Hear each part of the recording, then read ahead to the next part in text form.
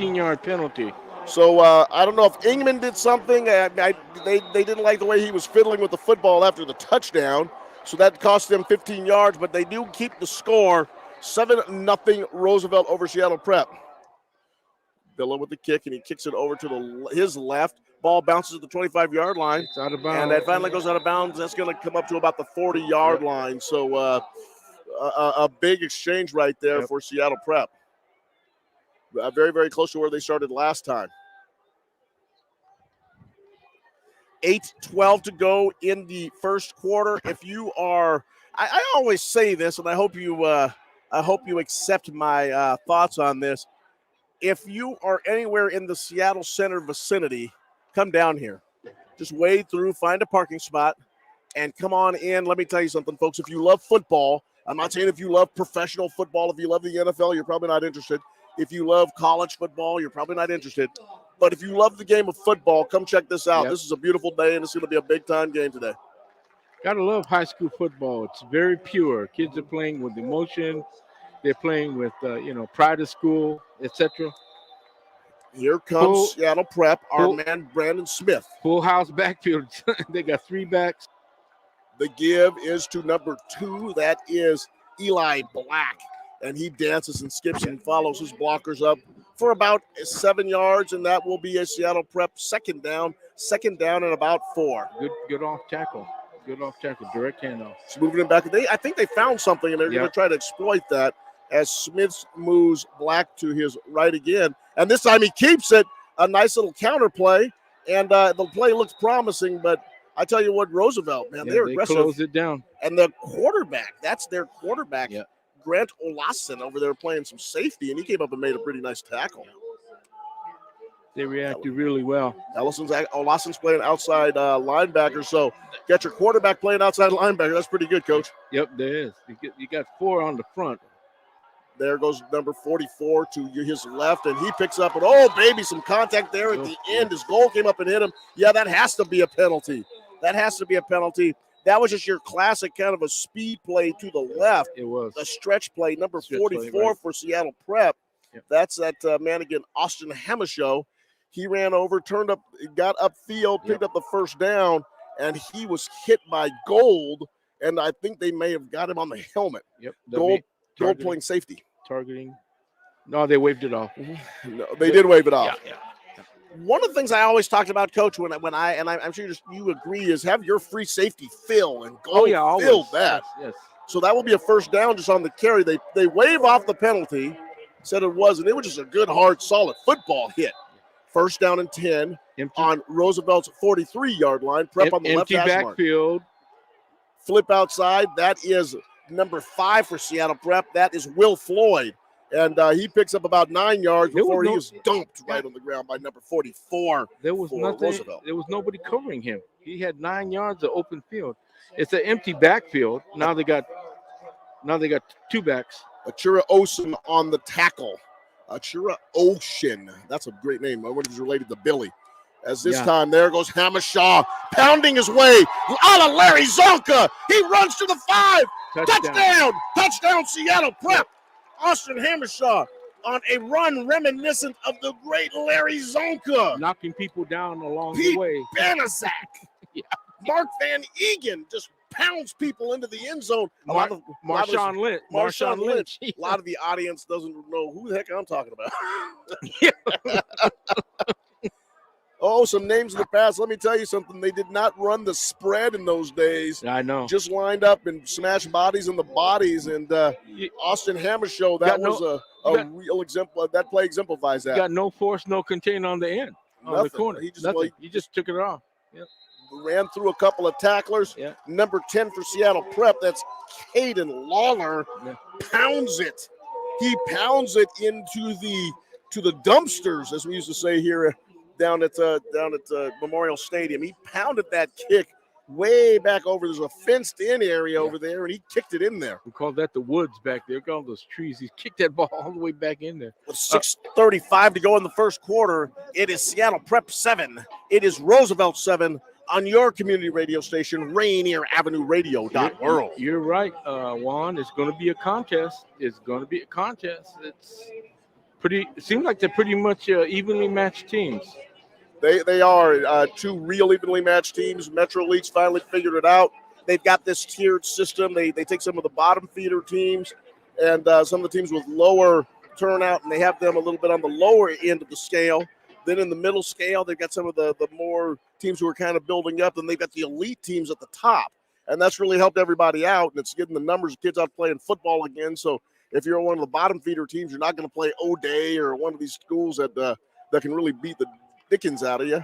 You play against competition on your own. You build your program up, and when your program's ready, when your program matures, you go out and play. Right. And it's really exciting to see that. And certainly Lincoln is taking advantage of that, and they're building a nice program, as is Terry Green down at Franklin, who's putting his program together. And they'll climb that system. So Metro League got that one right. That's a good long kick. Kick is off, and it's fielded by number 13 of Roosevelt, who's running it to his left. He tries to turn up, but he's brought down by number 4, Jaden Archer. Jaden Archer ran full speed, and that's what special teams is all about. He didn't get past the 10, so he's at about the 9. The man who scored the touchdown, his name is Sam Ingman. I want to make sure I get that right. Sam Ingman was the man that returned it. He's going to go out and play wide receiver. As Roosevelt, they don't even huddle. They come out. They're on the ball. There's 24 seconds on the play clock, and they're ready to snap it. There's our quarterback, the outside linebacker quarterback for them, Olsen. And his give is to direct handoff straight up. Win right up the middle, and there he goes, Coach. Yes. Just a direct handoff, a guard tackle, guard center hole, A gap. The A gap, apples, bananas, and carrots. Yep, A gap, B gap, C gap. He had nothing but apple pie on that one because he sure did run it up the middle and picked up 15 quick yards. Yep.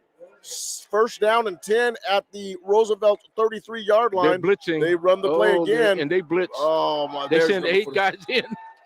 They sent everybody, and he just and disciplined as he is, he ran it right up the middle, and he ran into 2 4s. That's Austin Hamishow, the man who scored the touchdown. He says, hey, I scored touchdowns, and I tackle ball carriers. Yes, I take that. Correct. They didn't send 8. They sent 7. Coach, I didn't wear my baseball hat. I was going to wear a baseball hat today, and I figured, let me leave it at home, and may have to get one of these baseball hats from the assistant coaches. As Olason rolls to his right, he throws. Beautiful spiral, throws that one out of bounds over the head of Gold. He was being chased. He was. It is an absolutely spectacular day here in Seattle, Washington. For those that are listening here in the local area and around the world on your community radio station, Rainier Avenue Radio, on streaming on 1030i streaming radio with John Yasutaki. We are here just having a lot of fun. Yeah. 19 seconds on the play clock. Olason's calling out his signals. He's got a bunch over to his right. They squeezed and it. he fires back to his left where we had one single receiver. It's was that slip screen, bubble screen? More like a slip screen. It actually didn't gain much. Joey Villa. 4th down. 4th down. What, that gained, 1 yard, Coach? Joey Villa on the left side, he got slammed by the Seattle Prep cornerbacks and outside linebackers. It didn't pick up much. So after a 15-yard gain, Roosevelt's back to punt, and here comes that man again, Joey Villa, who's also their kicker.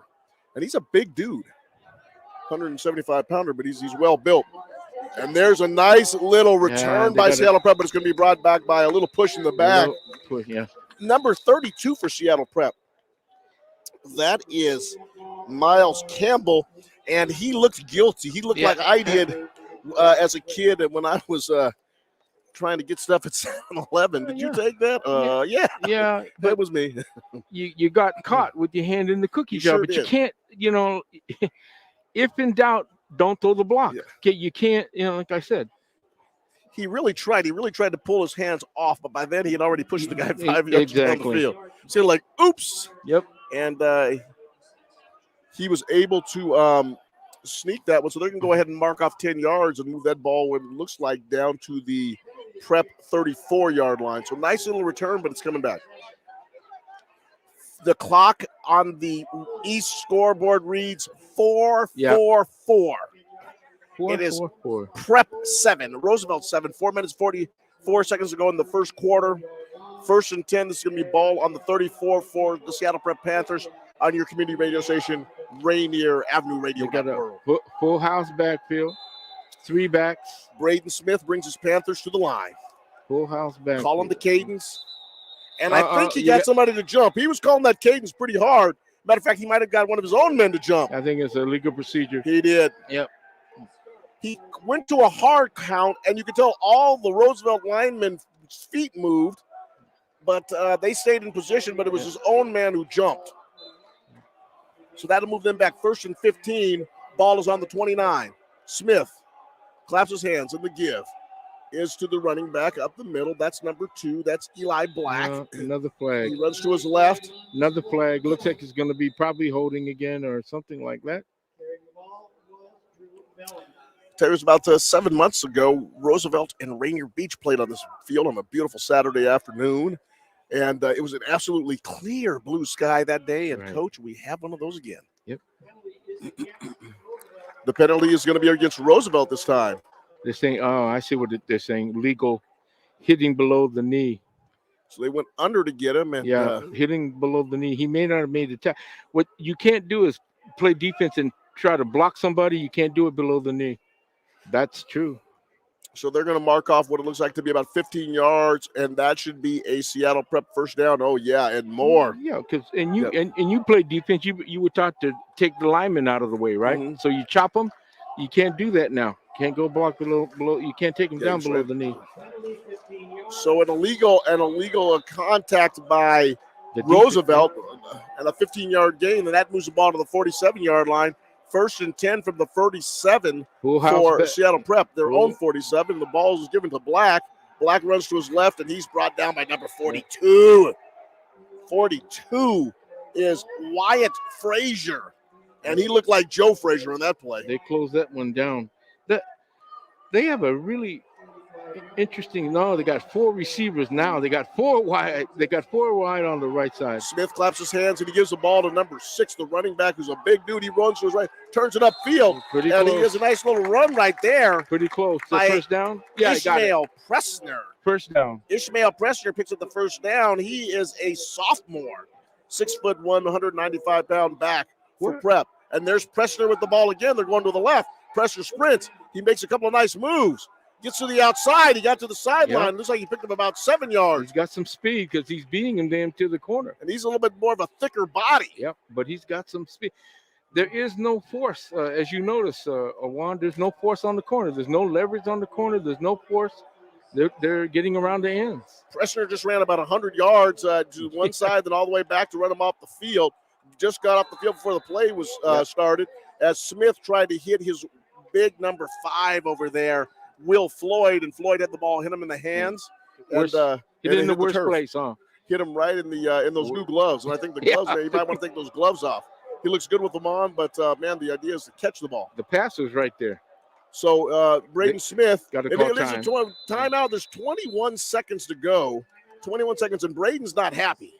Braden's out there kind of yelling a little bit at the offensive coordinator and at Coach Mall, and Coach Mall's just going to calm everybody down and bring the Gatorade out. So with 3:52 to go in the first quarter, Prep and Roosevelt at 7.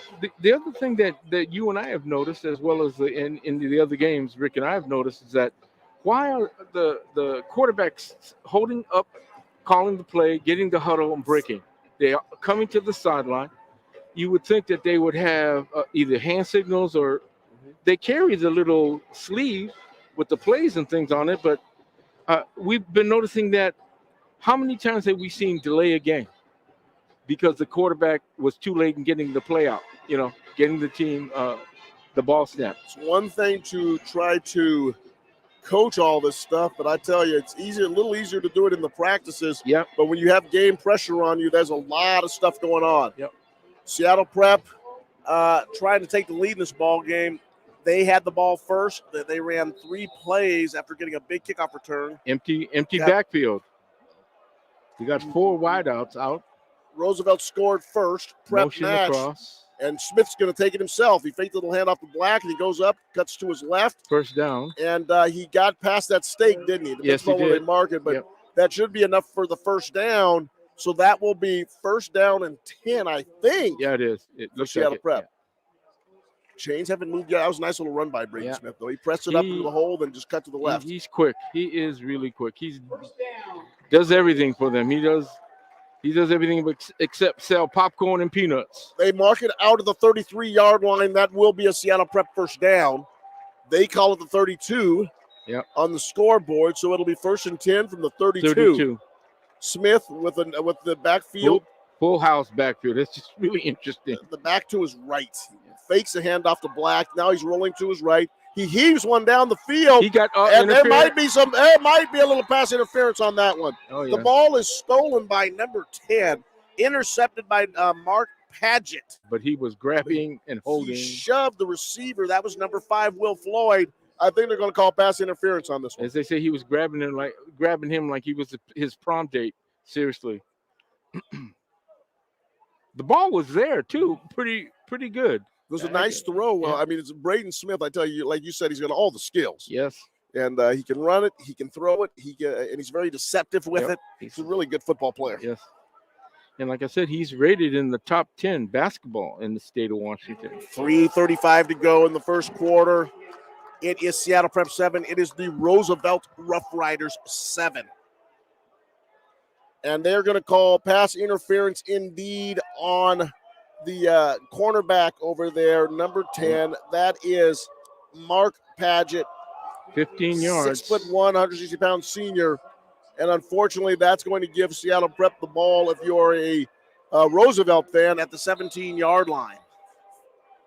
Absolutely gorgeous day. The sun is right in our face. Yes, literally. Smith fires the ball over to right. There he is. That's Will Floyd again. Floyd breaks the tackle. Did a nice little move. Yeah. He head swiped. Yeah. We did not allow head swiping at Highline High School because seen the ball go off the helmet so many times. But he falls forward, picks up a good 5 yards. It'll be 2nd and 5. Quick set. 13. Here comes a nice play by Braden Smith. He runs to his right after the cut. And he goes into the end zone with a nice little skip. Yep. He fooled them. It was almost like a counter action, but he had the ball.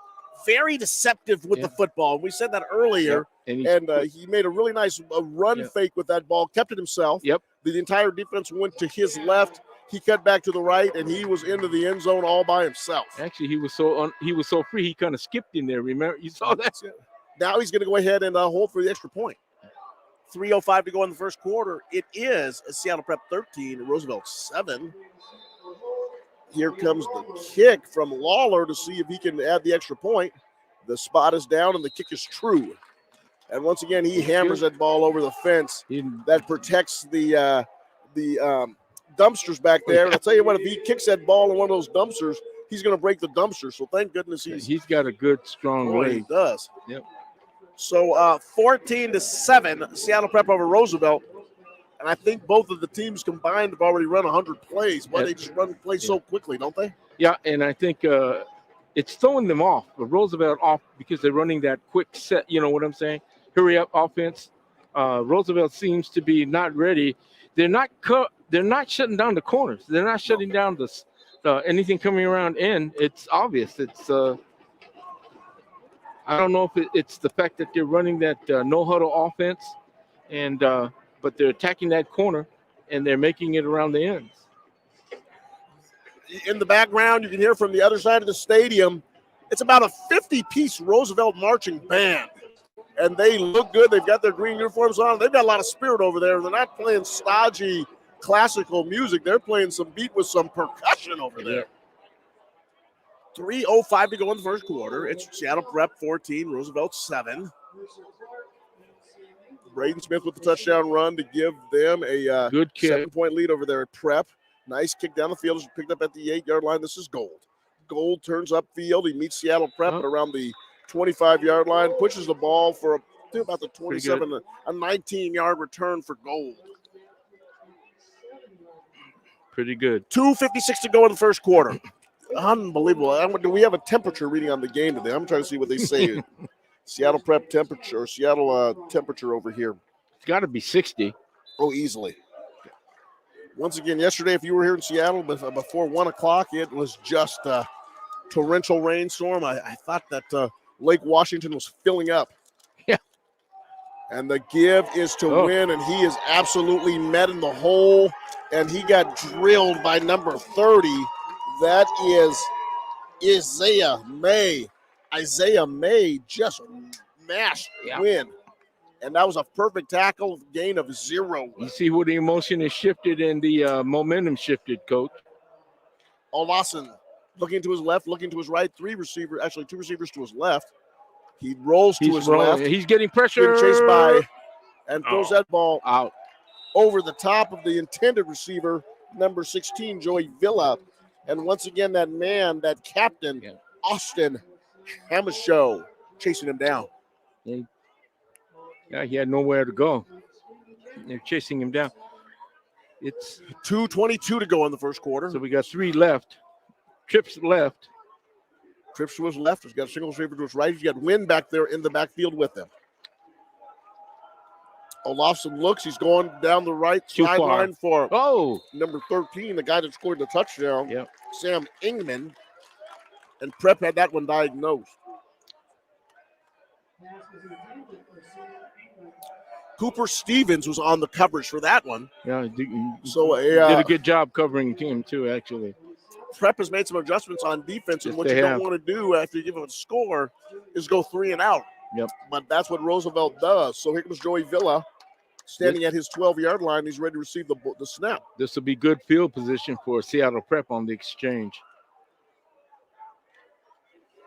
Seattle Prep has an interesting punt chase unit. They got a man running free, a free runner. They had a free runner, but they missed the punt. Yep. As Villa's kick hits at about the 47-yard line, bounces about 5 yards, and ends up at the 42 for Seattle Prep. So good field position. We're going to call that a 27-yard kick. But nevertheless, Joey Villa should have had that punt blocked. I don't know how number 25 for Prep ran right by it. Isaiah Salerno, he just missed it. Yep, he ran right by it. And what does Urban Meyer say? When a punt is blocked, the team that blocks a punt wins 90% of the games. It's that big a play. Yep. Full house backfield again. Here comes Black. They come off tackle again. It looks like they're running a stretch, but they're cutting back up through that tackle, off tackle. So Smith handed the ball off to Eli Black, who ran to his left. It was a little bit of a stretch play, and Roosevelt was up to the task and gave him maybe 1. Smith again, a little quick throw over to his right. Nice tackle by Gold. Good job. The Seattle Prep wide receiver was number 82, Nick Matthews, but little Gold, Simon Gold's heck of a football player, number 2, came up and just attacked him.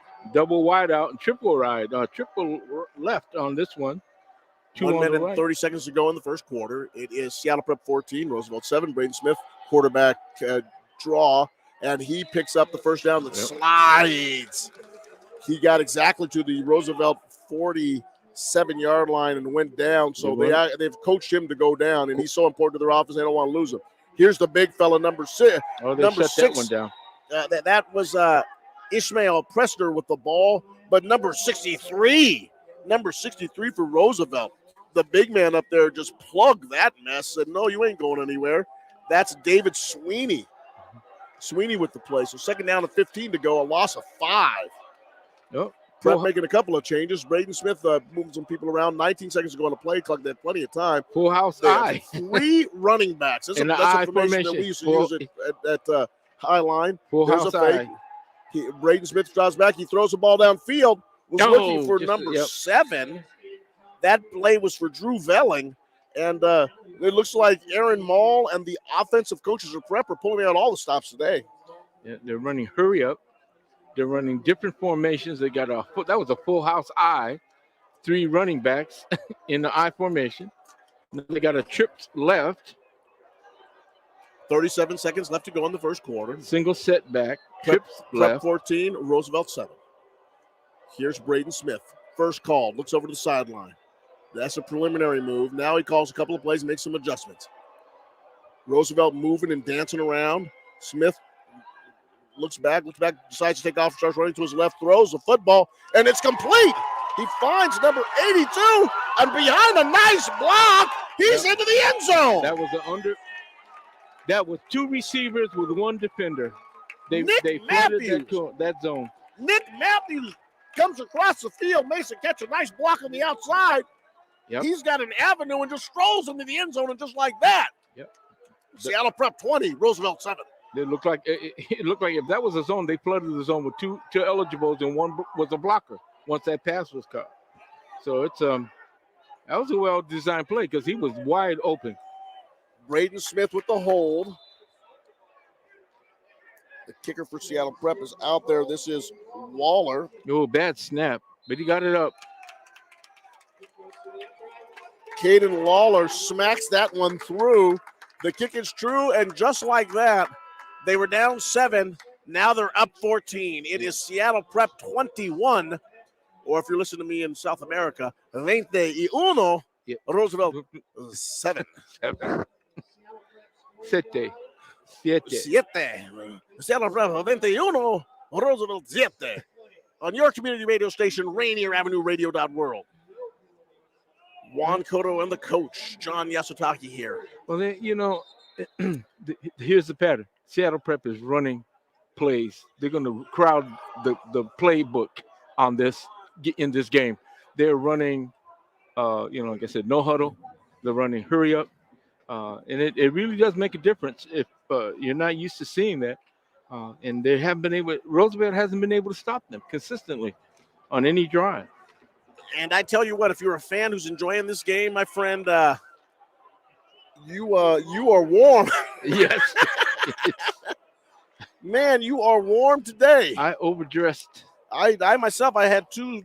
I have my Seattle Seahawks sweater. I have my Seattle Kraken three-quarter sweater. And everyone's a fan of the Kraken right now. And man, I'll tell you what, if the Kraken were playing out here, the ice would be melting. Right.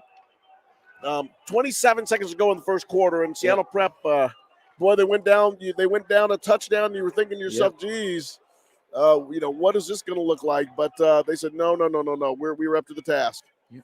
Here goes a squib kick. It's picked up by number 9 for Roosevelt. A nice little move. Nice move. Turns out a nice little spin move by Caden Hupp.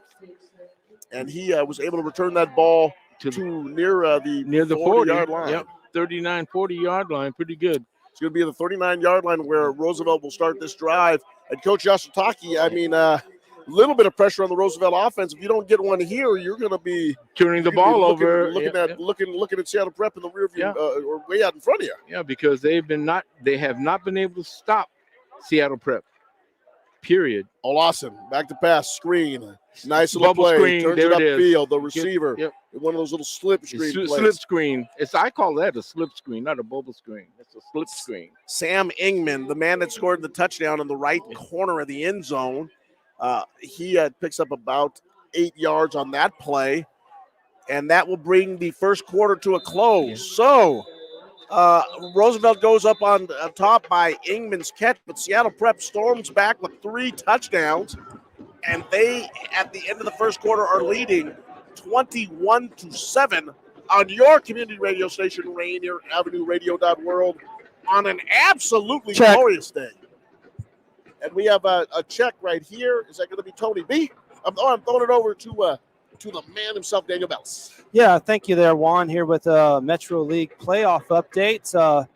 All 5 teams have clinched their berths, and yesterday the 5th team to clinch their berth was Bishop Blanchette in a close win over Ballard. It was 10-10 at the half, and Ballard was driving late, threw an interception in the final minutes to Bishop Blanchette.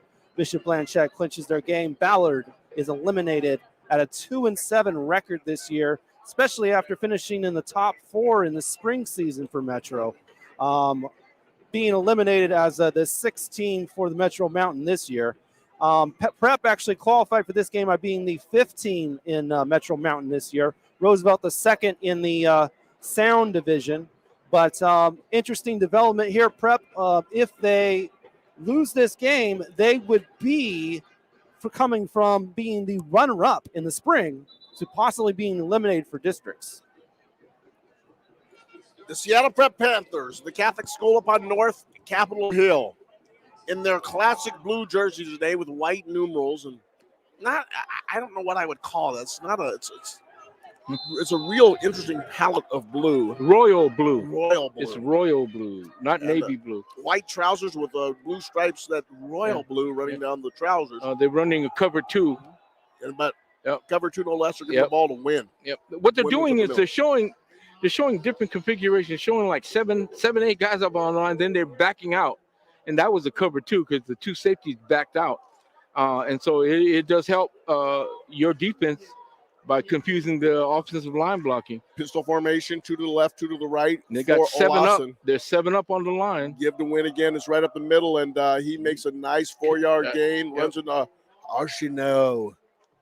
That was a real clash right there, 1-on-1. Captain Harshino says no more. Yeah, right.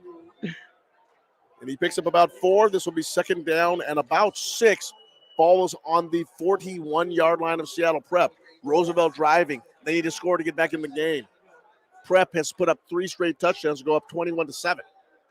Olason looks over his sideline, checks the signals, give the win. Win makes a nice little move. He's a tough little running back. He is. Nice cut, too. He got hit, but he had the guy draped all over him. He still moved forward. Nifty cut up the middle, and Wynn has definitely been in the weight room and picks up about 4 yards on that play. Let's call it about 3. About the third down and maybe a long 2, a very long 2, maybe a long 3. 3, yeah. 38-yard line. The snap to Olason. He rolls to his right. He's looking downfield. Kind of floats it up for number 27. It's off his hands. It's off his hands.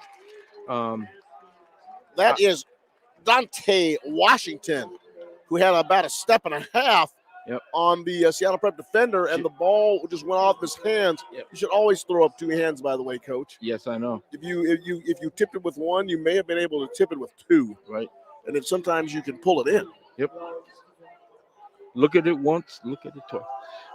And with 4th and 2, they're going for it. So here comes Olason to the line of scrimmage. Like I said, it might be a little bit like a long 3 to give to win. And Seattle Prep's got that one. It was Archino again. They brought 7-2. Archino wearing the 44. The captain, Austin Archino, says no on 4th down. They blitzed. They brought all 3 linebackers because they're bringing up what looks like an end. He's actually a linebacker, and they made him, and they sent him. So you had 7 guys coming in. Prep is going to pick up the ball. Prep will pick up the possession on the 41-yard line. They're in a huddle. They're calling the play. 25 seconds to go on the play clock, but hey, that doesn't matter to them. They'll run that well within that timeline as they go sprinting out to their positions, and they're in that full house backfield again. Yeah, full house high. 1, 2, 3. Stack I formation. Right. Single receiver close to the formation to the right. The fullback sprints to his right a little bit, and he's wide open all by himself over there at the 40-yard line where the ball is flipped to him, and he gets upended by Golden Company at around the 47-yard line, but not before a pick of a 6. Nobody covered him. Nobody scraped. Nobody was out there with him. Second down and 4. Roosevelt, white helmets, white shirts, white pants. Full the house Oakland backfield. A's color numerals on their jerseys at green. I guess that would be Kelly Green, as some would say. As the give this time is to Black. Black powers ahead for a couple of yards. 1 yard That'll short. bring up 3rd down and uno, and that's a great place to be. And the give is to Black. Black just turns it up into the bodies. He's still going. About 7. My God. He was what a run by Black. He looked like he was stopped 5 yards back, and he still made it. This is an old school football game, Coach. They are just running right at each other. No fancy plays. Just boom, boom, boom. Empty backfield Smith here. Throws a little hitch route. And that's picked up. Nice little run there by number 5. Yep. That's Will Floyd with that reception. They've got Roosevelt on their heels. Roosevelt doesn't know what's coming. There's empty backfield. They're running 4 wides. They're running 6 wides. I mean, this is like and then you got Braden Smith running around back there. Braden Smith rolls to his right. The flip over there to Black. He's wide open. Or is that number 7? That is Connor Ridnour. And that will be a nice pickup, but there is some laundry down on the play. And number 78. Did they call? It might be holding. Reza Yagmi for Roosevelt. He's got his hands on his hips. I think he appears to be tired. He is a little winded right now as Prep is putting all this pressure on him. running, they're throwing, they're showing them different formations. They're running full house backfield. They're running empty sets. They're running 6 receivers out there. I mean, and then you got Braden Smith who can, pretty much leg it too. Somebody hit me up in the head, then I woke up this morning in Southern California. Look at these Sunny and 70 degrees out here. Four receivers left. One right. Referee winds the clock. He's got 4 receivers to the left, and that means a big run. Look at that to hole. Isaiah. Isaiah runs to his left and just runs over a Roosevelt defender at the end of the run. Clark Mercer, I tell you what, you're a better man than I am. Isaiah Pressner just runs over a guy. Got about 7 yards on that run. It's going to be third and 3, and that was a nice run. That was. Ford was right. They're probably going to go the other way. A little misdirection play, and this is Smith on his own. He sprints to the sideline. He's got plenty of room. He's got an avenue. He gets to the 10. He gets to the 5, and what a collision between him and Gold. He sent him flying. Gold and Smith run into each other, and that was 2 ships colliding in the night. And one went backwards into the end zone. Woo! That was a blow. We are playing football today. This is a loser-out game, and these guys are playing. Another fumbled snap. Smith rolls to his left. He's looking. He's got a man in the corner of the end zone, and it's a Seattle Prep touchdown! Touchdown, Seattle Prep on a broken play by Smith. And Braden Smith's doing it all today. And I thought it looks like they're clean on the ineligibles downfield, so it was good. He picked that ball up. His basketball skills are evident. He picked that ball up off the ground. And I think that was number 2, Eli Black. I didn't get the number of the guy that scored the touchdown. On the corner. Thought he was wide open all by himself. Roosevelt got caught up trying to chase Smith down. They thought they had him too in the backfield, but he just kept rolling, and the coverage got discombobulated, and he finds Black in the back of the end zone. Kick is good. This kick is just beautiful. Yep. And those have been to Leon H. Brigham Field and the scoreboard. I've seen so many pictures of the old scoreboards over the years. Yeah. That one hit the netting on front of the new scoreboard with the extra point sign just flashing on that big board, that big display board, which has been such a great addition here at Memorial Stadium. And that makes a score on that big display board. Seattle Prep, 28, Roosevelt 7. Tony B. We're going on the...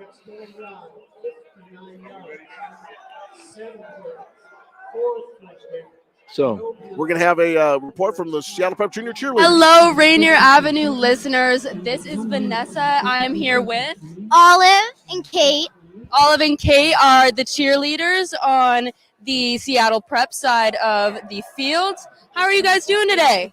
We're doing good. We just wanted to make sure the prep side has a little joy and cheer. Yeah. And how old are you two? I'm 9. I'm almost 10. Nice. And how long have you been cheerleaders? We've been cheerleaders for a year and a half. Yeah. Cool.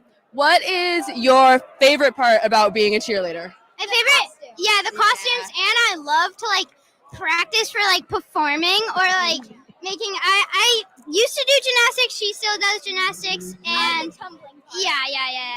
Like cartwheels. Okay. One more question for each of you.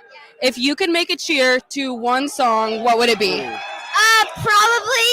What do you think? For me, I do "We Will Rock You." Yeah, we made a cheer about that, which we've been doing, and the beat fit perfectly on the song. I bet. Well, "We Will Rock You" by Queen. That's pretty cool for 8 and 9-year-olds. 9 and 10? 9 and 10. Yeah. All right. That was Olive and Kate, and we are signing off. Bye, Rainier Avenue. What a great interview. That was great. How cute is that? We will rock you, and certainly that's what Seattle Prep's doing to Roosevelt right now. Well, that last kickoff return is they added "He Who Hesitates."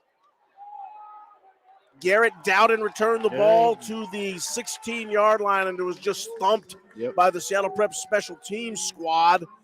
And Olafson brings his team out, and the handoff goes to Wynn, and that play goes nowhere.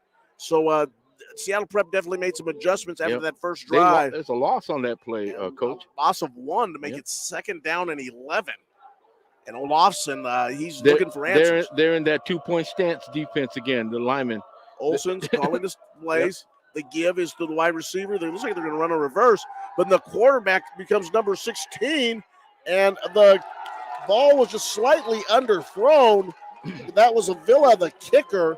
He got the ball on an end-around reverse that started in the hands of number 3, Clark Mercer. Villa threw the ball downfield trying to hit the receiver number 27. And they've gone to him deep a couple times, Dante Washington, but the throw was underthrown. And he hit the defender, hit the Seattle Prep defender. I know the Roosevelt coaches were calling for pass interference, but that ball hit the defender in the head. It was thrown so short. Yep. Just couldn't get enough on it.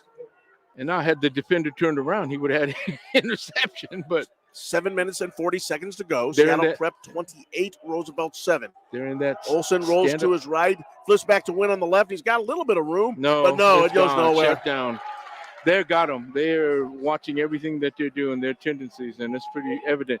They're in that up position. You've seen that, Juan. They have 4 linemen, and they're all in a 2-point stance, like they're rushing. Brendan Connor was the one who made that play, or I should say Brendan Cannon. Brendan Cannon acted like he was shot out of a cannon and just upended that play. So with 7:10 to go in the first quarter, Roosevelt's punting. And a lot of stuff happened bad on that play, and Villa is brought down. The snap was bad. I think a couple of guys may have jumped.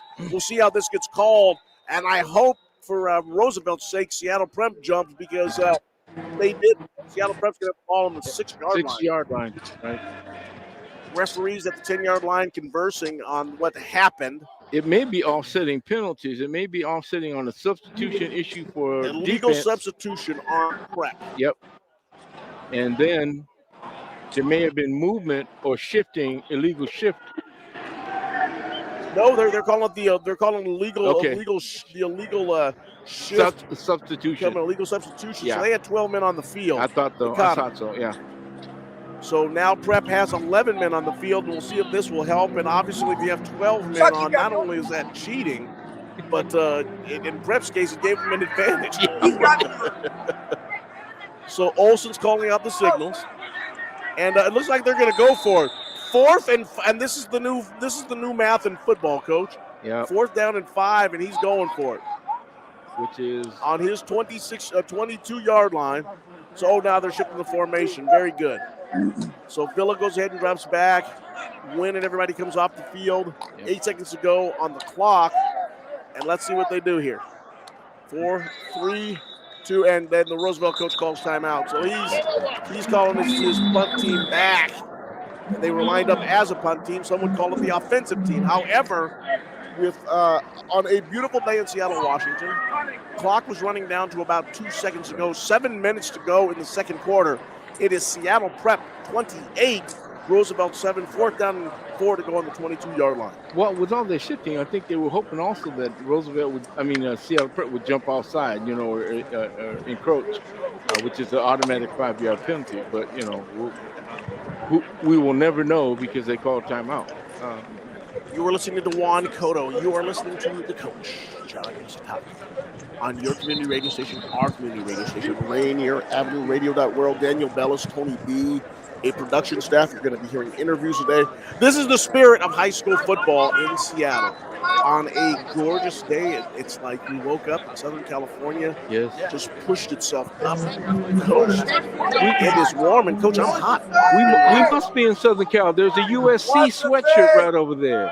The University of Southern California. Where a lot of daddy's money is going. Yeah.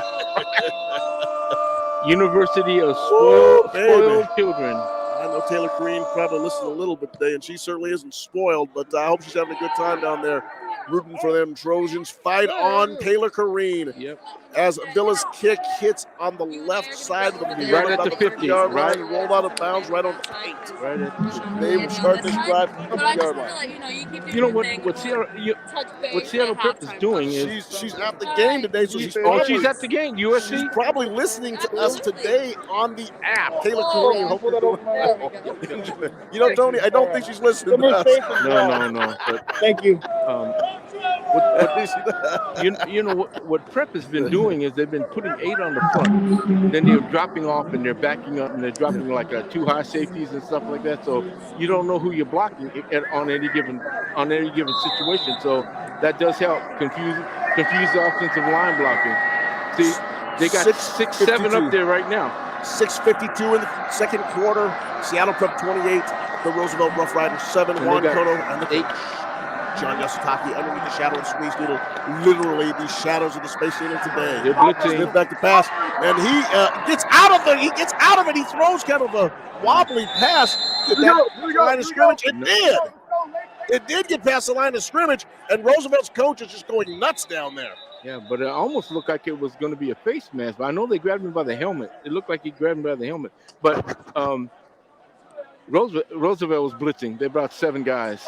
Ryan Sherlock, the head coach of the Roosevelt Roughriders, he was about fit to be tied. He saw that Braden Smith was able to evade the rush, then just kind of chucked it to no man's land. There was no receivers anywhere. Yeah, no, they did call it. And they end up calling intentional grounding. Intentional grounding. So that will move the ball. That's going to be a loss of 15, 17 yards, it looks like. Yeah, where the foul is, and then loss of down. Mm-hmm.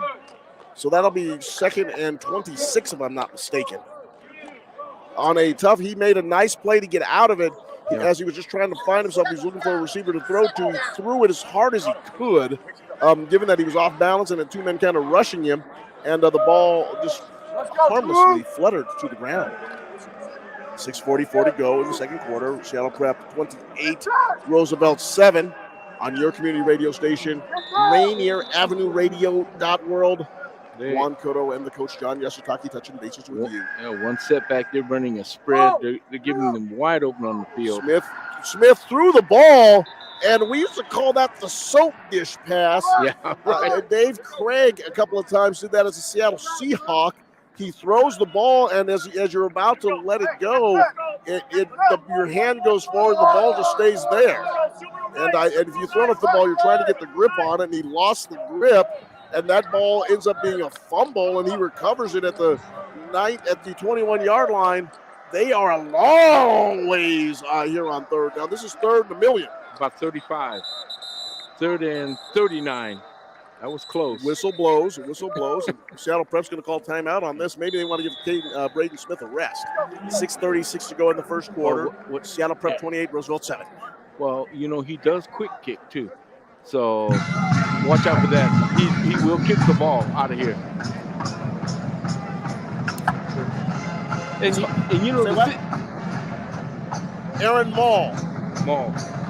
Yeah, the head coach of Prep is Aaron Mall, and I believe he's out there talking to the kids right now to the right, the white hat. Right there. Aaron Mall giving his kids some instruction right now, trying to keep everybody composed. What's that? Yeah, go ahead. Take a look at it. No, what? Yeah, that's him right there. Actually, Aaron Mall, the Seattle Prep coach, and I believe Aaron Mall's in his 8th year. He's in the black jacket with the white hat, walking around the 30-yard line right now. He's got a kind of a sweater hat. That's right. Yeah, right there. Yeah. Hold his hands around his chest. Okay. Eli Black is in kind of the quarterback formation. And he's got 2 receivers to his left. He's got 3 over to his right. He clapped. He throws. And he's got a plate of Velling. Drew Velling this time. Drew Velling gets knocked down at the 30-yard line. So at least they pick him about 10. And let's see if Seattle Prep's going to do here. They're going to go ahead and punt. They're going to punt. So with 6:19 to go in the second quarter, Seattle Prep's offense is finally stopped by Roosevelt. Well, it was the benefit of the penalty. Because I don't think Roosevelt's been able to stop them effectively. It's been the penalty that did the most damage.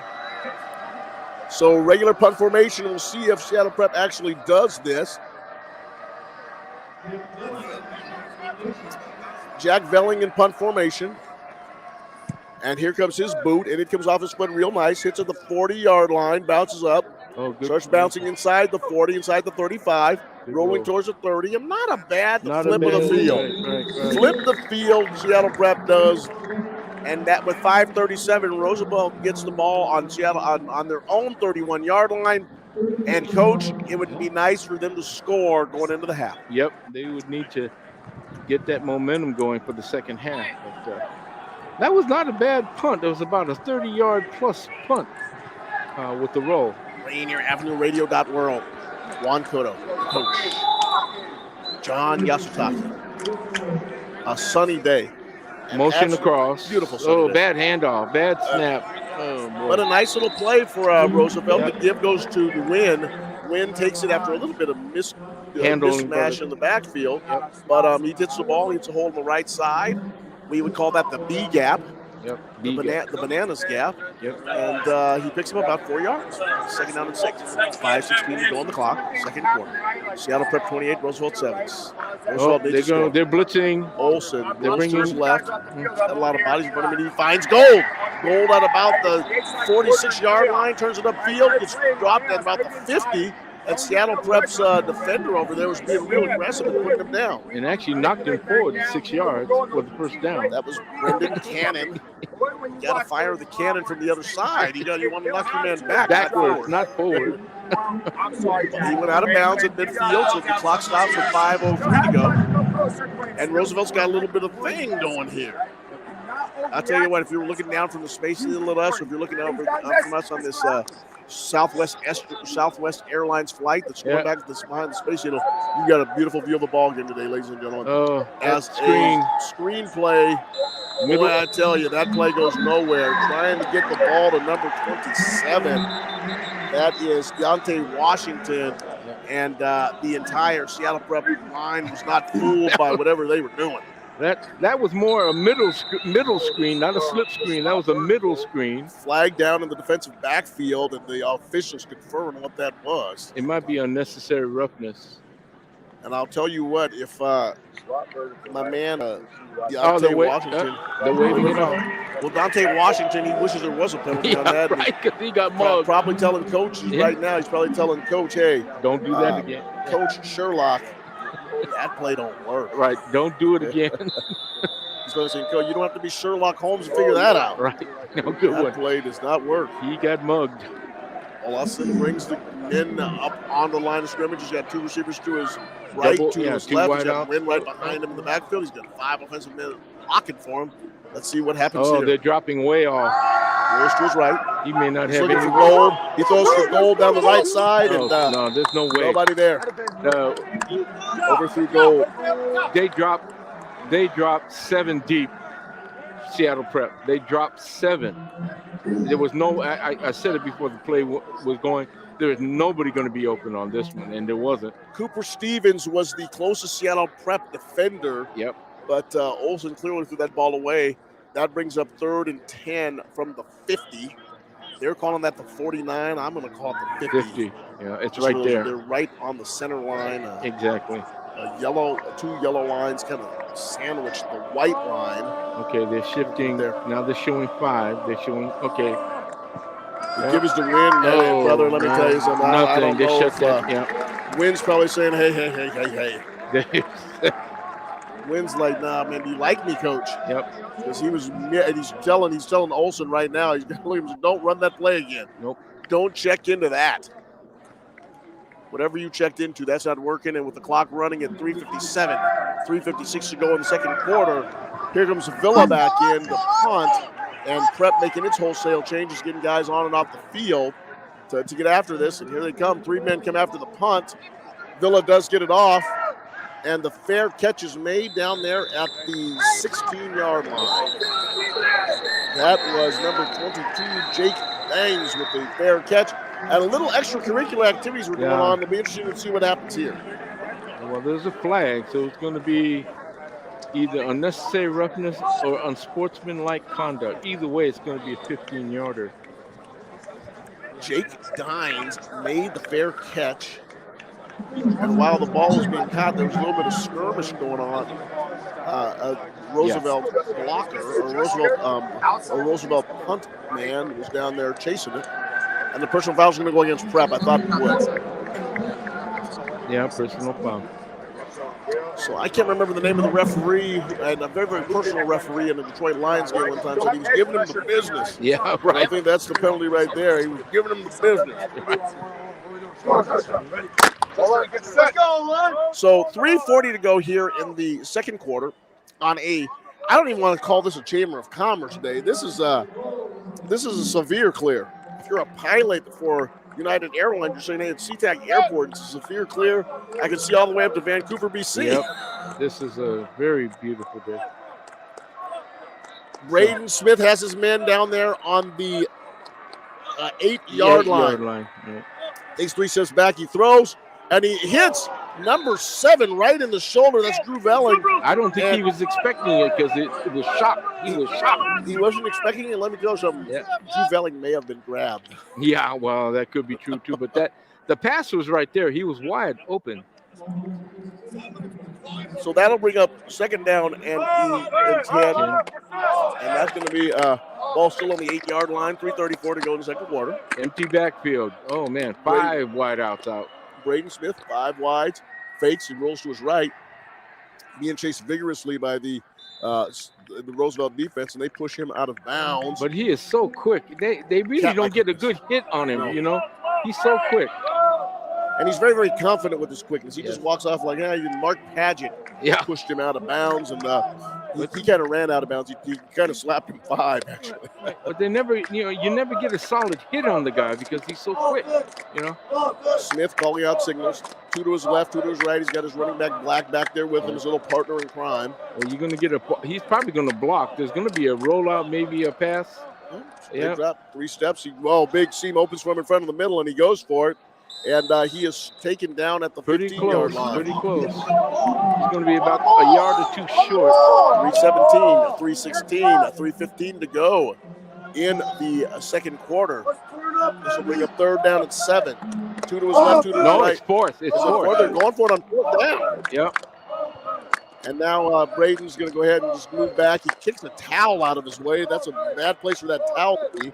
Here comes his punt. And he kicks it over the head of Gold. It takes a reverse bounce. It did. I think Gold wanted the field back, but to no avail. Came up so short. Actually, I don't think he saw it. He was looking back, and but either way, it got him out of the hole. Now you have to be correct with the descriptor. He was looking back into this big orange ball of fire. I mean, that is about as clear as the sun gets on a day here in Seattle in the fall. Yep. And I'm sure that probably distracted him just a little bit. Well, in the fall, the sun sits lower in the horizon during fall and winter. In summer, it sits high. That much I know. This scientific moment on Rainier Avenue Radio has been brought to you by John Yasutaki. Thank you. The roll to his right and the throw. He finds Gold down the sideline, and a gutsy throw, and he was hit. He was hit. Olsen was hit by number 73 of prep, Finn Minor. Yep. And that was a major blow. Yeah, that 6-foot+ range in Olsen helps because he was able to get the pass off because of his height. That's going to move the ball down to the 21-yard line. Right.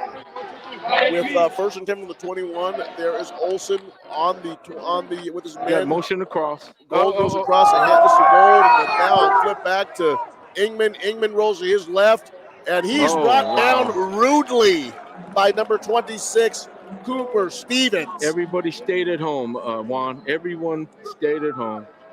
Counters, reverses, and bootlegs. And number 26, Connor Stevens said, I know my crabs. I'm taking care of it. He stayed right there. Right.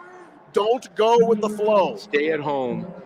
And you see it in the NFL all the time. A lot of those guys don't know crabs. They go running down the field, and the flow goes right by them. Yep. 2 minutes, 4 seconds to go. Got a pass. Olsen finds Gold. Gold. What a catch. How did he come up with that? He's shorter than everybody. Yep. He has Violi, and he's got number 25.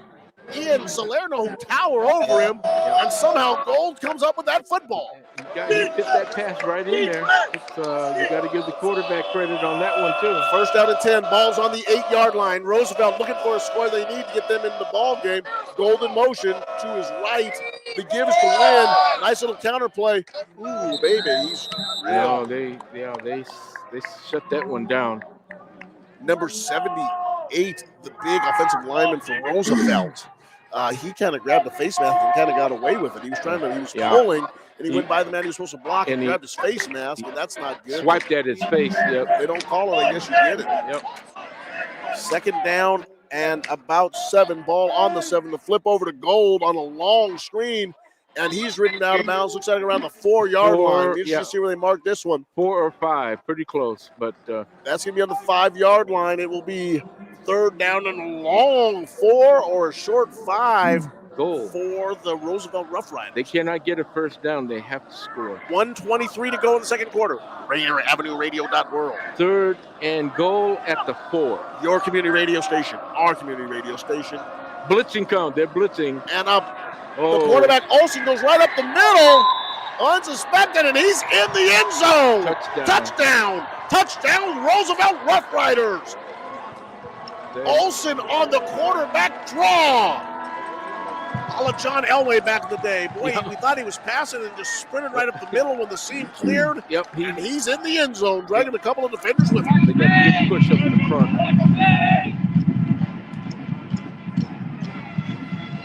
And the band, which was quieted for pretty much the last quarter and a half, they're striking it up again.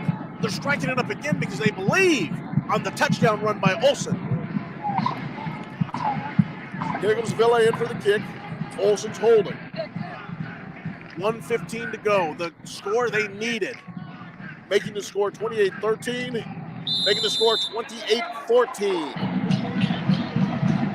Well, with the minute 15 left, there's still time for Prep to move the ball, and they've been moving it quite effectively against that Roosevelt defense.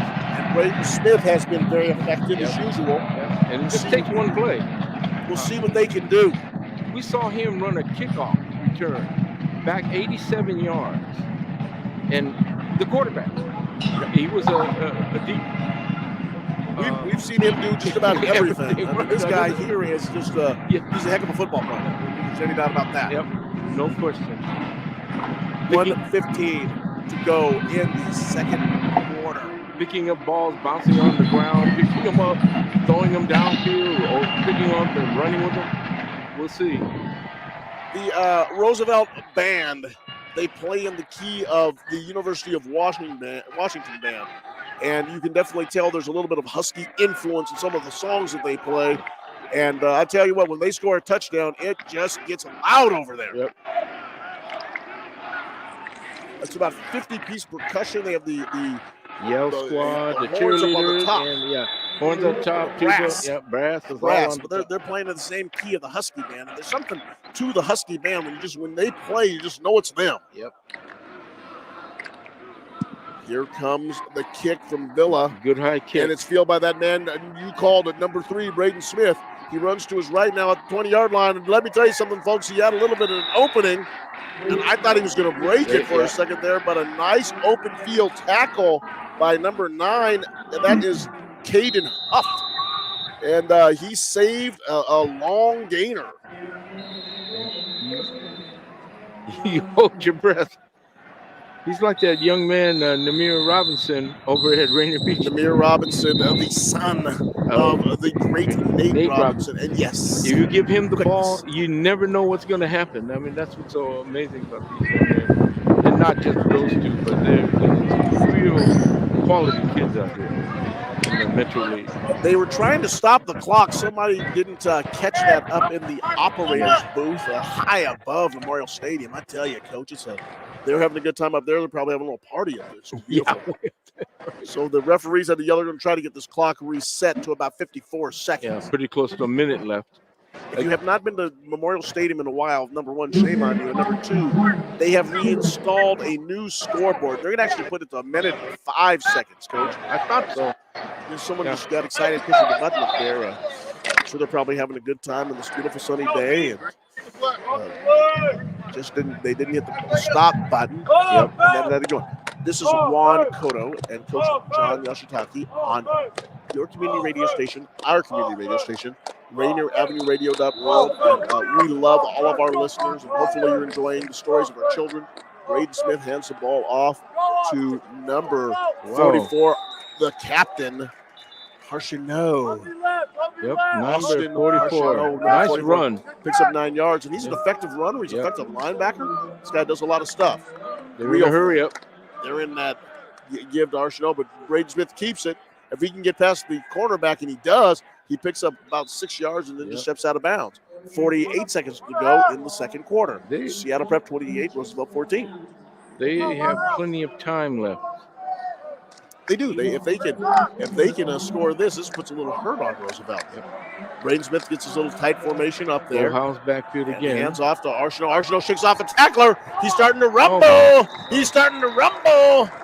And runs over a couple of tacklers, and Gold brings him down along with number 18 for Roosevelt. That is Charlie Weber. They had to do a little tag team to get that man down. He gives to Arsenault again. He spins off another blocker. Another one misses. He's another guy, number 18. Weber was being held, and no one saw that, but you and I did. Yeah. Yeah, he made it down that sideline. Bad. The side judge just missed the obvious hold on Weber, and I know that the Roosevelt coaches are complaining, but Seattle Prep picks up 8 yards. The fake, and there goes Braden Smith again, and he makes a couple of nice plays, but he puts the ball on the ground.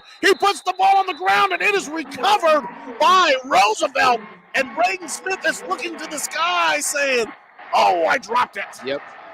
He dropped the pill. Oh, well. That is number 22, Robert Tousley. The ball just rolled to him, and he just fell on it, and he's a hero. And I have to be honest, I think that's the only thing that would have prevented Seattle Prep from scoring on Roosevelt. Roosevelt wasn't stopping them. I don't think that they were going to stop that play. I mean, I think Braden Smith saw the end zone. And he was going to shot. Exactly. Held the ball out real loose, got knocked out of his hand.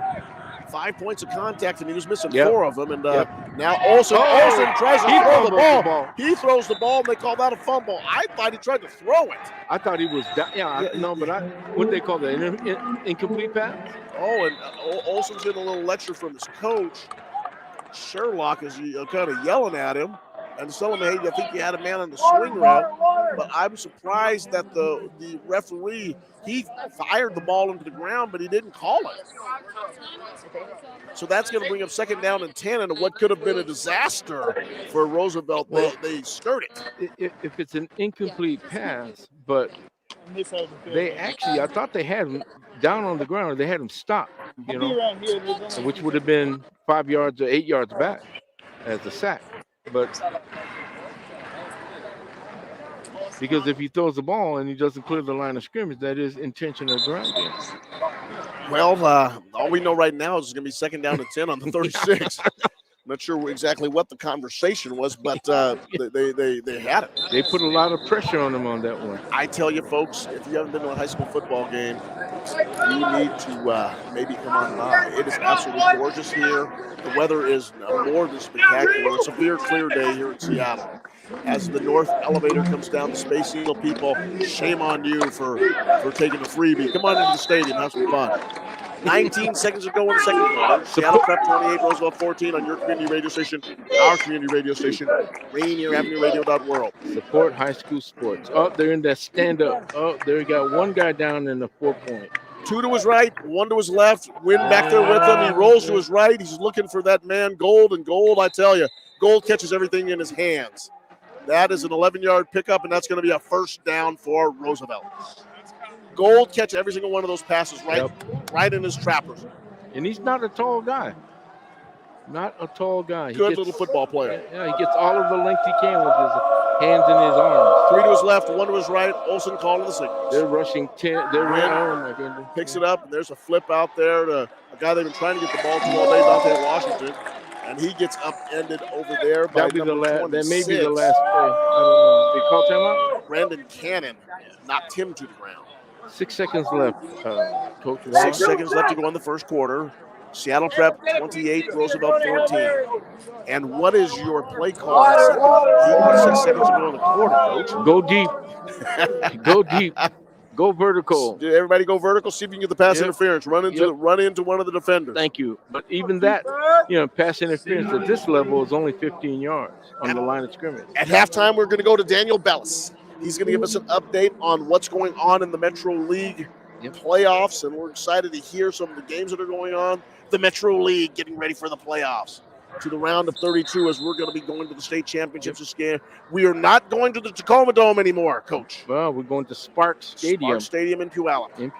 Hey, let's mention, if you're not doing it, hey, Halloween is Sunday. Tune in to Rainier Avenue Radio World at 7 o'clock for a special Halloween treat. Should be a lot of fun on Rainier Avenue Radio World. Halloween, All Hallows-ween. Right. And lots of candy. It's a great holiday, and all over the world. And people. But we won't do like the Druids. They use human sacrifices, so that won't happen. That's a good thing, Coach. Yeah. Two to his left, two to his right. Olsen barking out the signals. He's got Lynn back there with him. They're dropping. He takes a step back. 1, 2, 3, 4, 5, 6, running 7, to his 8. left. He's looking, throws the ball. It's complete. I believe that's the gold. That's it. End of the And they're going to say, no, it was out of bounds. Yep. So halftime. that means halftime. Yep. So with that, it is Roosevelt. Seattle Prep 28, Roosevelt 14. In a very, very entertaining first half of football. So I'm going to turn this over to Daniel Bellis, and we're going to go to the halftime show. Thank you there, Juan and John. Here with your call on Rainier Avenue Radio at the half. Seattle Prep, number 16, Seattle Prep, up by 2 scores, 28-14 here over Roosevelt. A very entertaining first quarter of the game. Lots and lots of scoring and moving and hurry-up offense. But things seem to have slowed down a little bit in the second quarter with just a Roosevelt score to make it 28-14 right here. We are momentarily going to be getting an interview with the Seattle Prep coach, so stay tuned for that. Right, that's coming very shortly. But a Metro League wrap-up here on Rainier Avenue Radio for the playoffs. Things have been mostly as expected. Yesterday, Bishop Blanchette cashed in their ticket to districts, and it looks like shortly we're going to be getting that interview with the Seattle Prep coach. So we're shortly going to be going to that. It looks like we have the interview right there. So we're going to go to our interview. Hello, Rainier Avenue. This is Vanessa, and I am here with Aaron Ma. How are you, Aaron? I'm good, thank you. Your team is doing fantastic thus far. What are you liking that they're doing? I'm actually being pretty good for us right now. I think we got a lot to clean up. I think offensively, we just want to play with a lot more detail, just be much more crisp than we are. And defensively, just really wanting to get some takeaways. We got to take the football away and do a better job on that end as well. Absolutely. I can appreciate that. What should we expect as the audience to see from the Panthers in the second half? I think we're going to come out in the second half. We're going to be much more physical in the run game. Just try to really sharpen that up a little bit. And then also defense, I think you'll see us flying around a little bit more, taking the football away. All right. Fantastic. I wish you the best of luck or the best of skill. All right. This is Vanessa. Back to you, Juan. Appreciate you guys. Thank you. Well, actually, it's Daniel, but Juan and John on a little break here at the half. I'm preparing things for them. With Roosevelt at the half, 28-14, and number 16, Cal Prep, an interesting development here. Even though they're up by 2 scores, and more than likely may finish the game with a win. The turnaround with how they performed in the spring season, very interesting. They were the Metro League runner-up. They lost to O'Day in the championship game for the spring, and it's fall runs around, and they finished 5th place in the Metro Mountain, and that put them in this game in a loser-out game situation. Very interesting turn of events. I'm sure this Seattle Prep team definitely wanted to have some type of state competition back in the spring because it sounds like they had a better team back then. But they're definitely on their way to possibly cashing their ticket into districts next week and be the 6th team for the Metro League to do so. The other teams to do so yesterday, Bishop Blanchette ended up being the 5th team to cash their ticket in a close victory over Ballard. That was 10-10 at the half. Ballard was driving in the last couple of minutes, and Ballard threw the whole game away, and Bishop Blanchette wins that one 16-12. Ballard eliminated with a 2-7 record on the year. Bishop Blanchette advances to districts as Metro's 15 men, 5-4. Officially the 6th because Seattle Prep coming in at 5th, and Ballard was awarded the 6th in Mountain, so that is why. But anyway, that game happened before this game, so that's why that's going to go down right there. Earlier this week on Tuesday, Roosevelt got the opportunity to play this game when they eliminated Lincoln in just a constrained blowout. Lincoln may have came into the game with a 7-1 record, but they were just blown out of the stadium. Not a chance. 31-0 on Tuesday. That's why Roosevelt's in this game. And that eliminated Lincoln, finishing at a 7-2 record. There may be a little bit of controversy on what their record is because of a weak win loss to Kings, 27-7. Put a loss on the scoreboard, but apparently it's not being scored. But Kings scores it, but Lincoln doesn't score it. So we're just going with what one of the teams says. The game happened, so we're calling it a loss. So Lincoln finishes with a 7-2 record on the year right there. Also eliminated from the playoffs, West Seattle 4-3 record, Ingram 4-4, Lakeside 2-6, Nathan Hale 4-4, Franklin 4-2, Chief Self 1-5, and unfortunately, the Cleveland Eagles were unfortunately unable to win a game this season, 0-6 on the year. There are 4 teams that took an entire bye through the playoffs. They don't even have to play, and they get to rest all their players, get healthy for next week's districts. Eastside Catholic, O'Day, Rainier Beach, and Garfield.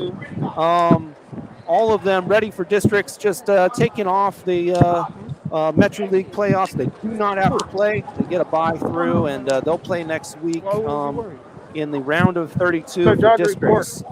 Districts will be determined on Monday, so you can tune in to our follow our Rainier Avenue Radio YouTube and our Rainier Avenue Radio Facebook pages, and you'll find out what game we will be broadcasting next week on your community radio station, Rainier Avenue Radio. Right here. It's 4:29 p.m. at Memorial Stadium at the half with Seattle Prep up by 2 scores, 28-14 in a loser out game right here beside Metro's last team to go to districts, which start next week. And all of those matchups, 4-32, will be decided by a special committee that will look at some metrics, including the WIA's RPI and who they played and where and all that kind of stuff. And there will be representatives from all the districts on a table and putting together these matchups. They will rank all 32 teams that qualified on their table from 1 to 32, and 1 plays 32 and 2 plays 31. And there it is, in each of those games being a loser out game. In fact, from now on, every game counts. You lose a game, you're out. And we'll be covering all the every weekend right here on Rainier Avenue Radio with games going from next week's districts, and then the first round of state, the round of 16, the round of 8, the round of 4, and then the championship from Sparks Stadium for 3A right here on your community radio station, Rainier Avenue Radio. Follow our YouTube, follow our Facebook, follow our Twitch, and we'll cover it for you every weekend.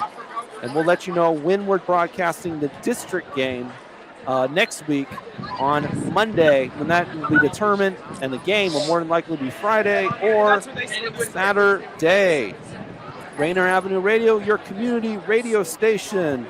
We've been running a ticker as well on the bottom right there with up-to-date scores, with the microphone's not going to reach information this far, so about the Metro League playoffs and other information. Okay. But That's before we get to some scores, let's talk about a couple of things going on here at Rainier Avenue Radio. We have a special event happening on Halloween. Our news department is hearing a lot of things about UFOs around here. And at 7 p.m., we're going to go live with a special report about the things that we've been hearing.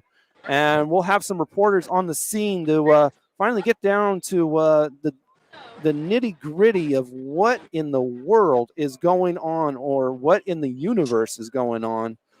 This tomorrow on Halloween, October 31st at 7 p.m. right here on Rainier Avenue Radio. You can watch that on our visual platforms as well as our app, which you can download for free on iPhone and Android users, Rainier Avenue Radio, and then on our website, rainieravenueradio.world, upper right corner there for some interesting reports from our news department on these reports and hints and whispers of upgraded UFO activity here in the Northwest.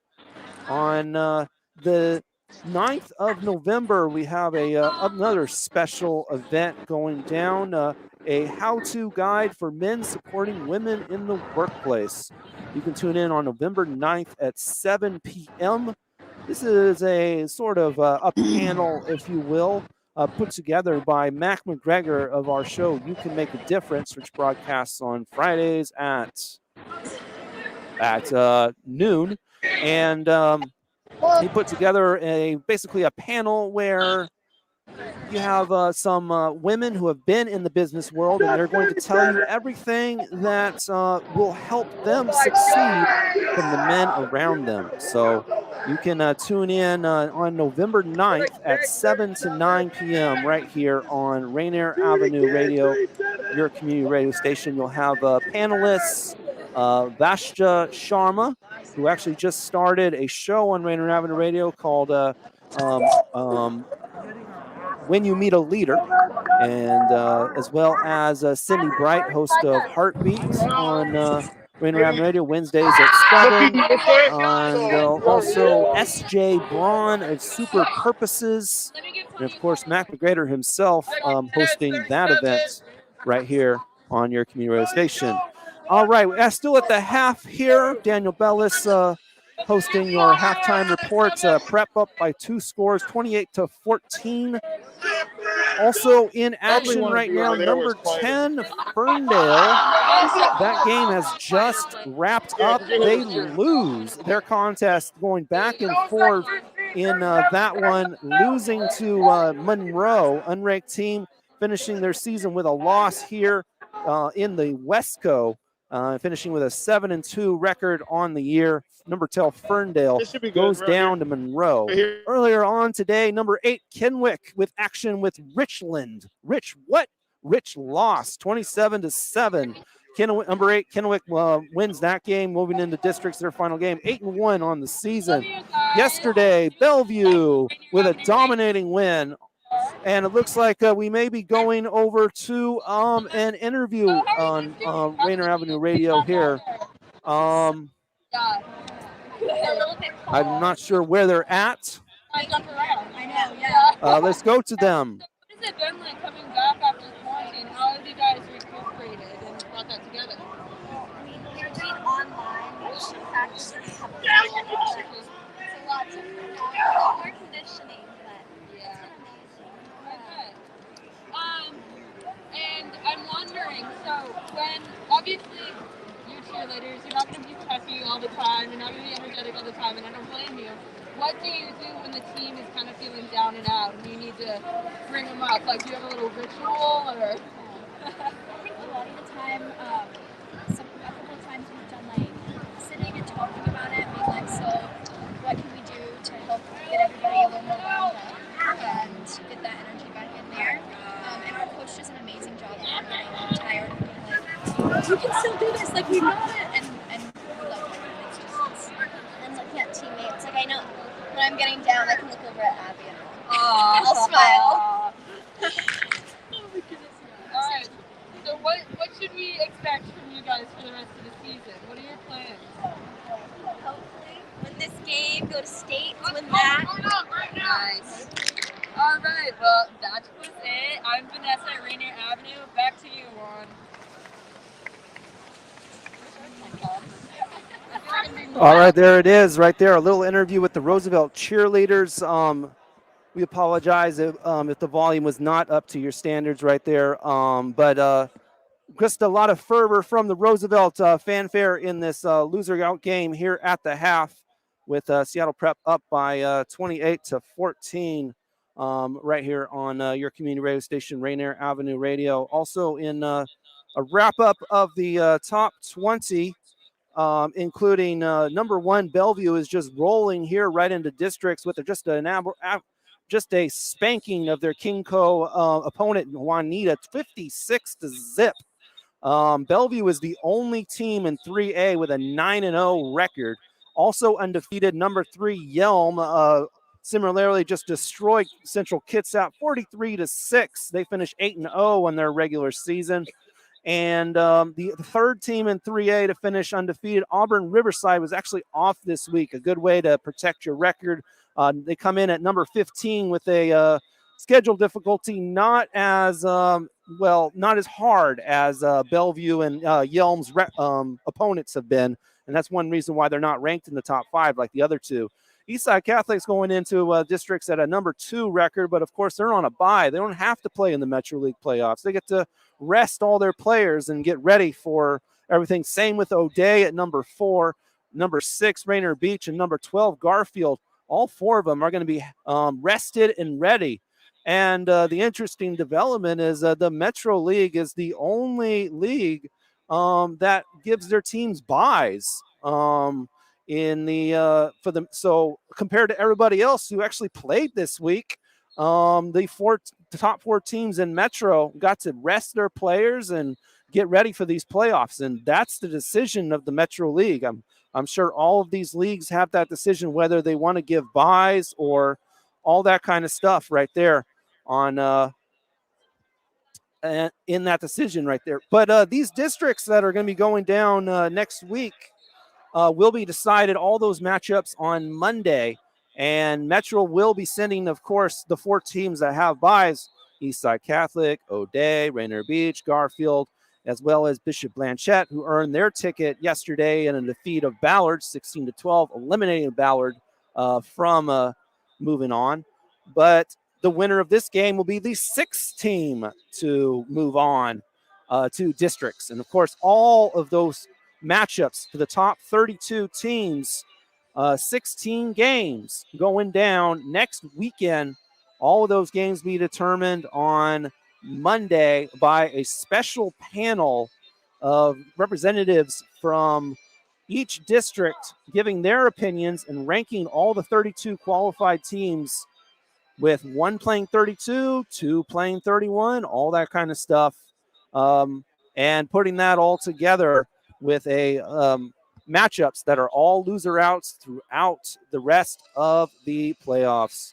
We got about 2 minutes away from the half here on your community radio station, Rainier Avenue Radio. 28-14 Prep over Roosevelt. More top 20 action for you. Marysville Pilchuck at number 5 with just a whooping of Shorecrest, 56-8 in that one. Number 7 Lincoln will actually play tonight at 7 p.m. against Silas in their final game of the regular season. I'm unmuted now. Kennewick at number 8, basically a couple touchdowns over Richland, 27-7 in that one. Number 11 Peninsula, convincing win over Capital, 50-6, is knocking them off right there. Spanaway Lake at number 13 played a very close game with Lakes and went back and forth, but a couple late scores for Spanaway Lake won that game over Lakes right there, 32-21 right here. And I believe we're going to be going to another interview right there. Oh, I'm doing great. We got a great football game going. Tough Panther team, but we're coming back. Down only 2 touchdowns at the half. My band's doing great. Fantastic. How does it feel to kind of recuperate after quarantine? How did you all make that happen? Oh, man. I mean, it just feels so good to be working with kids again in person. And you just feel their energy and see them excited and having a good time. Smile on their face rather than on a computer screen, with a couple letters. It's beautiful. Absolutely. And why do you think it's important to have live music at these football games? What does it provide? Well, for one, it provides a beautiful outlet for my band kids to do it. Absolutely. You know, to make music and entertain the crowd. We're also very into the game. So the team, we're loud and proud when that other team has the ball. We're going to mess them up. All right, thank you, Scott. This is Vanessa at Rainier Avenue. Back to you on. Thank you so much. That was amazing. You have a great day. All right, Riders! I'm going to go back up. Okay. All right. Well, that was the interview with the Roosevelt band director. I do believe right here on Rainier Avenue Radio. Here at the half, Roosevelt trailing Seattle Prep 28-14 in a loser out game. The loser is done for, and the winner moves on to districts that start next week with matchups to be determined on Monday by a special panel. And the interesting thing about how Washington State works is a completely different panel will meet the next week with completely different people to decide the state playoffs, which start with the 16. We are live right here, and we're going to go back to our guys with your play-by-play as the players get back on the field. We got Juan Cotto with your play-by-play, and John Yasutaki with your color commentary laced with lots and lots of comedy right here on Rainier Avenue Radio. All right. You know something, Coach? He brings up a very, very important and I think a very, very interesting distinction in the state of Washington. You have two different panels that set the preliminary round, Right. the round of 32, which they rank the teams in order, and then they have a completely different panel that comes in and does the rankings for the group of 16. 16, right. And I find that a rather fascinating way to do the state football playoffs. Oh, yeah. It's, I can only imagine if this was in another state, one of our southern states where high school football is so big.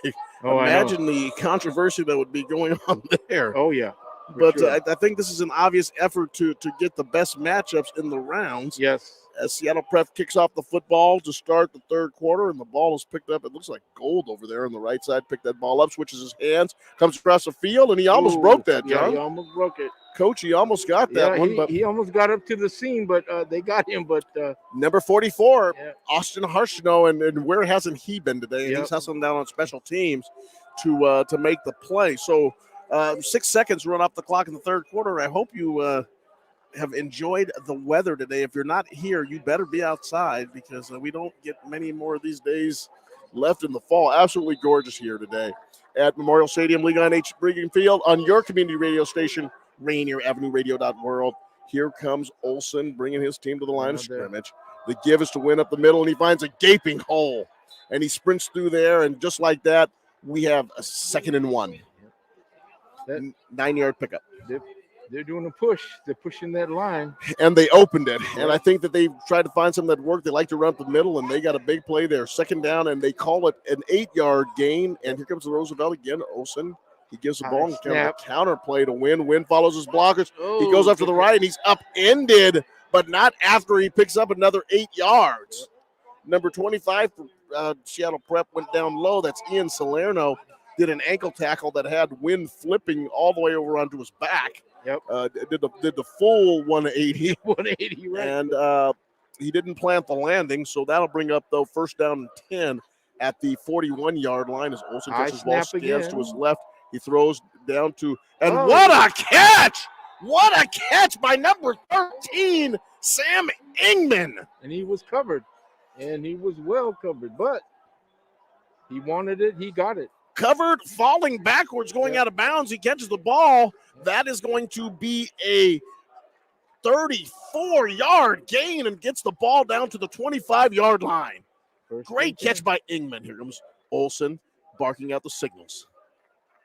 Archino tries to blitz. The give is to Win, and he runs right into the hole on the left side, and he picks up about 5 yards. He's finding gaps in that defensive front. I see Andrea Lines walking in. Andrea and Eric Lines on the soccer team. Yeah, we see you, Andrea. We see you, Eric Lines. we got you. We got you. Big soccer win for St. Joe's today. 7-4. We got down by 4 goals, and they picked up 7 as Olsen throws his ball. He's got his man. He's got his man at the 1-yard line. No, they say he's in the end zone. That is him. They've been trying to go to him all day.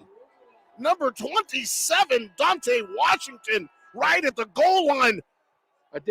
No, it's That's 27 caught the ball at the goal line. Did he get in? no, they didn't. They're going to give him first and goal.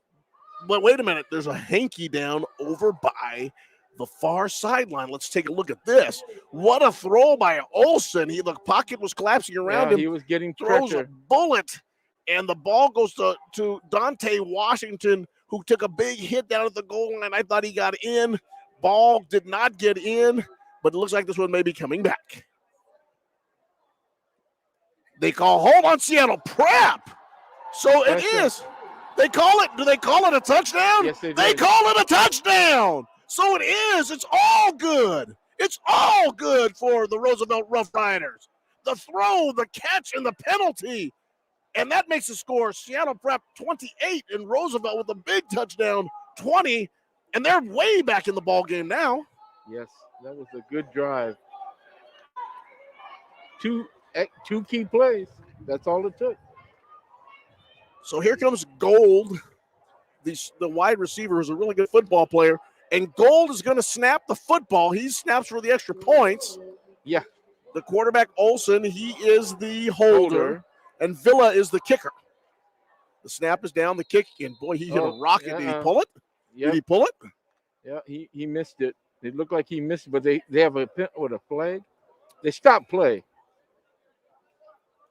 There's a little conference going on. And Mitchell Gold, he's obviously going to be in my profession. He's a lobbyist. He's sitting there and just talking to the referee, telling them that piece of legislation needs to be looked at, sir.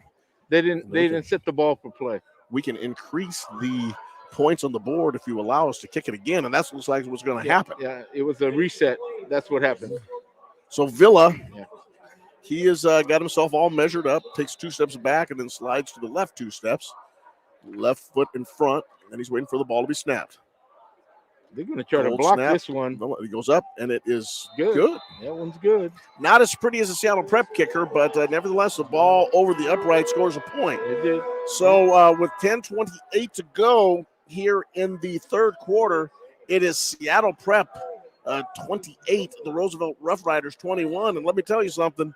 Wow. About a quarter and a half ago, I was thinking to myself, oh, boy, this might be a Seattle Prep blowout. Oh, it's over. Says Roosevelt. We are going to stick in this. Yep. I said, prophetically, if Prep scores another touchdown, it's going to be tough for Roosevelt. But guess what? They got the kickoff and moved it down and scored. So now it's a 7-point difference. And we'll see what happens. Rainier Avenue Radio.world, our community radio station, your community radio station, your window to the south end of Seattle, as we like to say. However, so many things going on in Rainier Avenue Radio, and you can hear about all of them if you listen to the station. I mean, we have sports telling the stories of our youth in the community. We have a little bit of music, which we have a whole lot of music. We have a lot of talk and opinions. And John, we have politics. Oh, yes, we do. If you like politics, you will love Rainier Avenue Radio. We had debates this week. I'm sorry, I'm not throwing my hands around, talking with my hands, bumping into the intern's shoe. We have politics. We have an election come up tonight. Tony, are we going to do an election special? Tony's gone. Tony's going to go. He's probably going to go interview somebody about the mayor's race. But we have all of it. And Joey Villa kicks it into the end zone from the 50-yard line after the penalty. That's an automatic touchback. That's a touchback. But if you like it, we have it on your community radio station, Rainier Avenue Radio.world. Seattle Prep 28, Roosevelt 21. And I was going to ask you, Coach, what did Roosevelt need to do to get back in the ball game? And obviously they're doing it. They did it. They scored. They were moving the ball on the ground, which loosened up the passing game. And they threw a couple of passes, 2 key plays. And that's what got them down there. That touchdown was, of course, the key play. But, hey, we got a ball game now. Last couple possessions, Seattle Prep has struggled. So we'll see if they can get this thing going again. As the give us to Black, and Black finds big yards, gains 8, just 8, like 9 that. yards, yep. Off tackle. Actually, that was an off tackle blast. I tell you, Coach, when they're running the football like that, it is so hard not to get demoralized. I know. Black picks up another. After a tough run, he tough runs, but he puts the ball on the ground. The ball goes bounding out, but a heads-up play by number 55 for Prep. Yep. That was their interior lineman, Joe Keaton. And Keaton falls on it. He almost, tight line. Look at this. Full house backfield, tight line. They spread now. Here's the give. It's up the middle, and that's the number 36 for just a simple. That was that's just a simple dive there. Simple dive. They changed the formation. They did tight line, which is indicative of a running play most of the time. Oh, now you got trips right. There's Smith throwing the ball quickly. Nice tackle. It's number 82 and a great tackle by Mitchell Gold coming up from his safety position. And he just ran and took the legs out of number 82. That's Nick Matthews. Okay, you got empty backfield. You got 4 wide outs, 3 on the left. Here comes left. Braden Smith catches the snap, and he decides to run himself to his right. He gets to the 40-yard line to the 45 and steps out right around the first down. I he's think close. He's going to get right there I to think the he is 48-yard line. They're marking it first down. That will be the first down for Braden Smith. So with 9:12 to go in the third quarter, on a 3rd and 5, he runs to his right, and he picks up 6 for the first down. You got to give up something. They're crowding the line of scrimmage right now. They got 7 up front.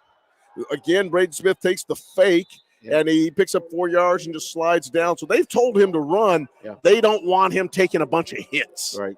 And he gets down, and I'm sure that the head basketball coach at Seattle Prep, Mike Kelly, is appreciating that.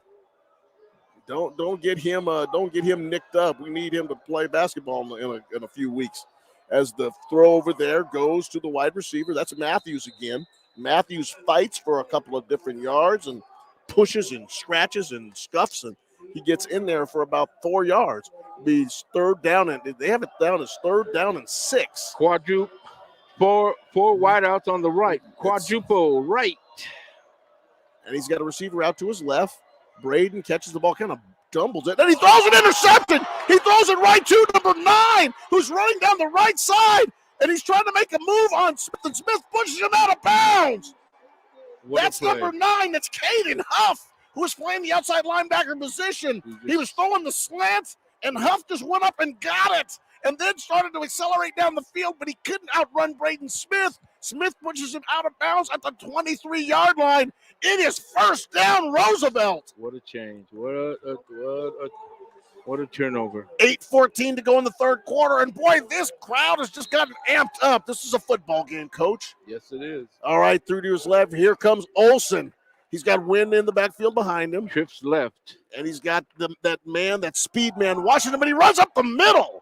And now he picks up about 5 yards before he's pushed back, and it got physical in there, Coach. Yes, it did. Bodies being pushed around, and a couple of guys, big lineman for big offensive lineman for Roosevelt goes down.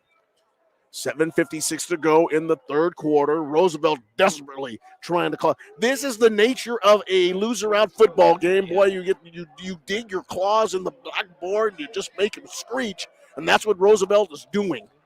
You take out the playbook and throw the playbook at them too. 7:38, 7:37, 7:36, 7:35. High snap. The give is to Win up the middle. Nice catch. Bad snap. The snap through the timing of the playoffs. Certainly. Exactly. Olsen did a nice job of putting it into the belly of Win. Win picks up maybe a blade of grass. 7 minutes and 19 seconds to go in the third quarter. We have said it that snap is the key to the start of the play. It's the very first thing, and if it's bad, if it doesn't work, it throws everything off. Dante Washington is the wing to the left, Gold in the slot to the left. One setback. He rolls the quarterback to the left. He's looking downfield. He's got Mitchell Gold. Does he get the ball there? It's tipped. Oh, tipped. It's tipped by number 32. Good play. At the very last possible second, Miles Campbell throws his hands up. There's the favorite. Olsen's favorite receiver was right there. He usually gets his hand on it. But I'm surprised Gold didn't come up with it. Right. He had his chance. Got deflected, though. Got deflected at the very last second, and it just got past Gold. Right. Looking very much like Kelly Grubauer, the Kraken goalie, just tried to make it, just couldn't connect with it. Yep. So Seattle Prep's guy goes running off. They've got 11 on the field. Roosevelt's got 11 on the field. And here comes Villa to see if he can kick a field goal to cut the lead to 4. They got a block going on that left side. They call a penalty. Let's see, there's a flag. They call too much time. Did the clock run down? It did. Yeah, delay game. Delay of game. So that's going to back this attempt up another 5 yards. And ooh, baby. And let me tell you something, Coach. Villa's got a leg. This is going to be more like in the 40-yard range, Coach. So this will be when they put it down. 5, 10. It's going to be a 40-yard field goal. More in the 40-yard range. We had a couple of kickers in Nathan Hale, Eric Gutorp, others that could kick it from 40. Villa, and I think this one is. It hits the upright. Did it go through? It did. Yes, it hit the right upright and bounces through, and they have cut the lead to 4. He hooked that ball. He slight. Oh no, I guess you could say it's a slight. Either way, he hooked it to the point. The right upright is still moving, and the flag on it was gyrating wildly from the impact of the ball. And the goalpost literally is still moving, but that ball somehow snuck through. Yep. They normally, when they hit that much of the upright, just bounce off. They bounce out. This one bounces through. Yep. So with 6:52 to go in the third quarter, it is Seattle Prep 28, Roosevelt 24. And they had a kick block on. They had 3 guys loaded up on that left side, their left, Roosevelt's right side, and they were coming after it. Juan Cotto, John Yasutaki, 2 guys that grew up in Seattle. Garfield High School, O'Day High School. Touching bases with you on a gorgeous afternoon in downtown Seattle. And let me tell you something. You know who's with us?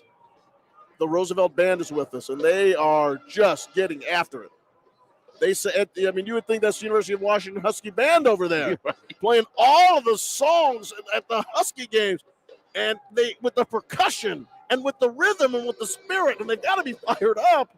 Over the last quarter and a half, they've seen a 21. It grew to a 21 to actually 28-7 deficit, and they've scored 17 unanswered points to make it 28-24. So the crowd over there is going nuts, and it's a good game so far. And halfway through the third quarter, pretty much. And so we'll see what happens on the rest of the quarter. Here comes Villa, and he kicks a rocket that hits the ground. And Smith stopped it from going in the end zone to the 5. He picks the ball up, bounced right up to him.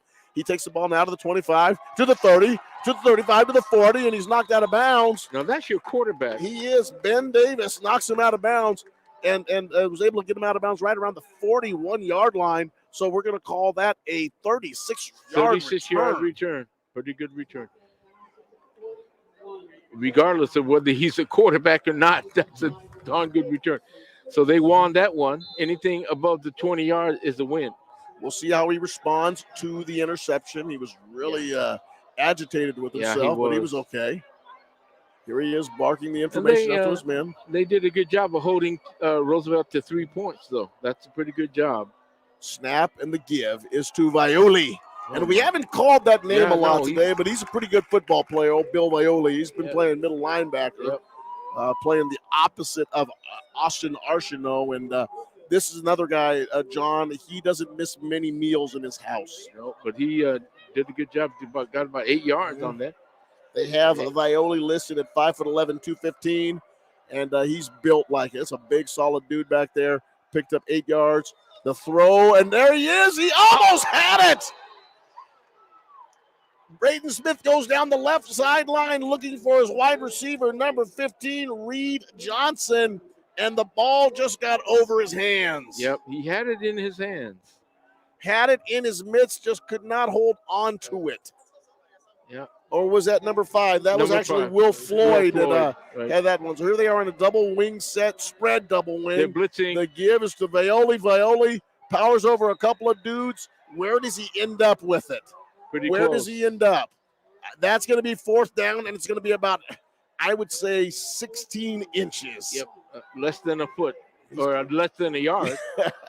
It's about the length of a Subway sandwich. Yes. Signals coming in. I would imagine that either Braden Smith or Violi are going to carry this.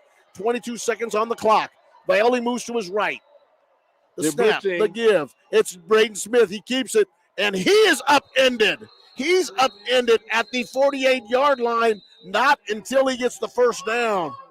And I tell you, the give in this turf is amazing. Yeah. He was able to bounce off of his face mask. Yes, he was. He was. Unbelievable. He did a somersault. Ball's on the 48-yard line. It is 1st and 10 for Prep. The give to Isaiah. Isaiah Pressner runs to his left. He picks up about 9 yards. Got a Sets on the flag, down. So we though. have a big flag that was thrown very, very prominently. And I'll tell you what, that hanky's the size of a newspaper over there. You It's got more than big one. So the officials concur over on the left hash mark. And once again, they tried to get Pressner going, who had a couple of nice runs in the first half. Did that look like a face mask? I didn't see the face mask. I thought he just kind of It nipped. looked like he grabbed his hand. I mean, but might have been one of the linemen that was trying to get away from this block. Probably grabbed a face mask, and that could be it.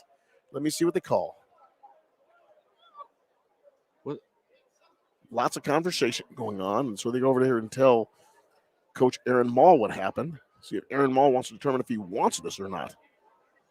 Yeah. So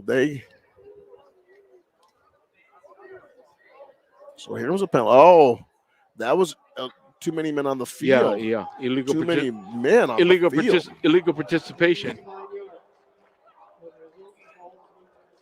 So here they go. So the Seattle Prep gets the ball, and all that means is they get 5 yards on the play. 1st and 5. 1st and 5. The ball is on the one setback. 42. So here we go. So we have a single setback to his left. Braden Smith calling the signals.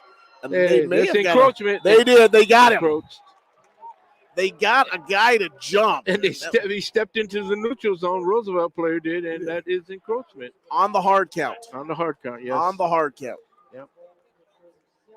Well, you know what Prep is doing too now is it looks like they're motioning, but they're actually shifting. Mm-hmm. They're not motioning that guy, and they're coming across, and they're putting him back in the formation. They're not motioning him across. So I think they got antsy. Roosevelt did because that guy stepped right into the neutral zone. So this has been Violi, Yep. Pressner, and Smith doing the majority of the running here. Now here you go, motion. And there's a nice little counter nice play. hole. They go down low. Number 3 for Roosevelt. That's Mercer Clark.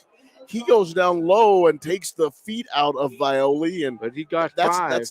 That's not a dumb thing to do. That's actually quite smart. Because Violi's a lot bigger. He got about 4 on that play though. It looked like he had a lot more going for him. Seattle Prep 28, Roosevelt 24. Oh, good and pass. There's a nice little quick pass to the tight end. That is Reed Johnson with that catch. Yep. First down. He's going to pretty pick close. up about 7 yards. It does look close. Violi comes off the field, so they go back to Pressner. So Pressner and Violi, and now here comes Harshino. That's some big boys. Yeah, they got some big running beef. Got some biggins back there to try to drag down. We'll see what they do. If they tighten this lineup, then you know it's going to probably be a run. You were speaking about the angle of the sun and the height of the sun, you got Coach. It is personal foul. They call a personal foul on Roosevelt? Roosevelt, yep, 15-yard penalty. So Roosevelt losing a little bit of composure on this drive. His Prep is just really they have not gone in their passing attack and trying to hit receivers. They are thinking just running the ball down the proverbial tushkush of Roosevelt. Yes. They're just taking the ball and they're running the football. And as I told you before, there's nothing more disheartening to have people just running the football down. Yeah, your mentality is you can't stop them. That really plays into your mind. Full house backfield again. Here comes the snap, the give. That is to hole. Harshino, and Harshino's on the right side, and Harshino, 13 yards, and he's into the end zone. Touchdown, Seattle Prep. You know, Juan, they have not been able to solve that full house backfield. They have not. They have 2 backs set to the line of scrimmage, Yes. 1 back, and then the whole quarterback just hands it to that deep back. They've been running off tackle. They got B gap, C gap. It doesn't matter. They're going out and they're climbing up the field. and they're scoring. They talk about Sid Luckman and the innovation that he brought to the passing game. Then Bill Walsh. West Coast. Now offense. all these coaches, Mike Leach, Hal Mummy, and the West Coast and the air raid. This drive went back to the Stone Ages. Yeah. Just take the ball and run it forward. Yep. Run it down their throat. You block a man, you block a man, you block a man, and then give it to the biggest running backs you have. Yeah, exactly. And Seattle Prep goes right down the field to assert their dominance and stop that 17-point run. Yep. Seattle Prep 35, Roosevelt 24. They answered that score in spades, as they say. Yeah, and we talk about line blocking, and this, it seems simple. You block the guy in front of you, but the guy isn't always in front of you. So what we do is we teach zone blocking, and we zone block based on over inside linebacker, and you've done the same thing, right? That's right. And because if you have a guy over you, block him. If a guy not over you, block inside.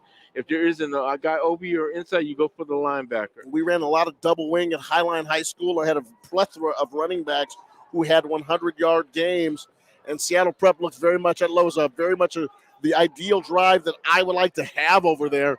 Just take the football and execute the run game. Have your line blocked straight ahead.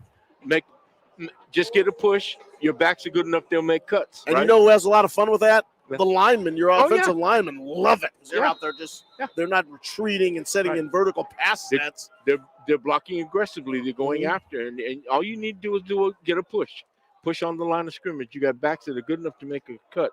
4:04 to go in the third quarter. Ooh, nice. Juan Deep Cotto kick. and John Yasutaki touching bases with you.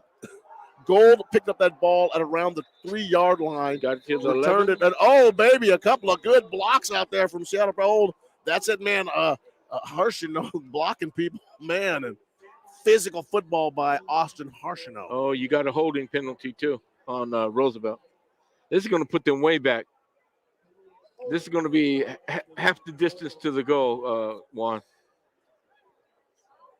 They call a hold. It looks like on Roosevelt. Yep. So that's going to push them back, and we'll see what Roosevelt can do to respond to this. It seemed like the telltale play, Coach, was Braden Smith stopping that interception. Yep. Braden Smith pushing Caden Huff out of bounds, and that led to a field goal, but not anything to energize a team. And it seems like Seattle Prep got energized after that, and they've been able to stand up to Roosevelt, and they stopped the 17-point run. Although Roosevelt hit that long field goal, but Roosevelt's back in position where they need a touchdown to really get some things going here. And Seattle Prep's defense is shutting that middle back up again. Wind goes nowhere on that first carry. And they're going to play fairly conservative this deep in their end zone. I'm assuming they do any passing, it'll be short passes. They may go to screen. Second down and 10. Ball on the 7-yard line. Rainier Avenue Radio App. They're spread, though. They're running a spread. 3 to the right, 1 in a wing position, and now he rolls that way. He's getting chased. Trying to find Mitchell Wood. He gets sacked in the end zone. He gets sacked in the end zone. Tried to throw it. He tried to throw it. They're going to call incomplete pass, but there's a lot of stuff on that play. It's going to be an incomplete pass, but it will be a safety. It's going to be intentional grounding. It's going to be 2 points for Seattle Prep. It is a safety. That was just a tough play by the quarterback, and he knows it. He saw the blitz coming. It's a safety, Just couldn't get rid of it. He did have Mitchell Gold. He did have the young man, his receiver. He had Simon Gold running around and just couldn't get the ball out quick enough to get it to him. They put a lot of pressure on him in the end zone. And, they're lucky that it was a safety, not 7 points, because they actually – that Seattle Prep player almost had the ball in his hands for a short interception.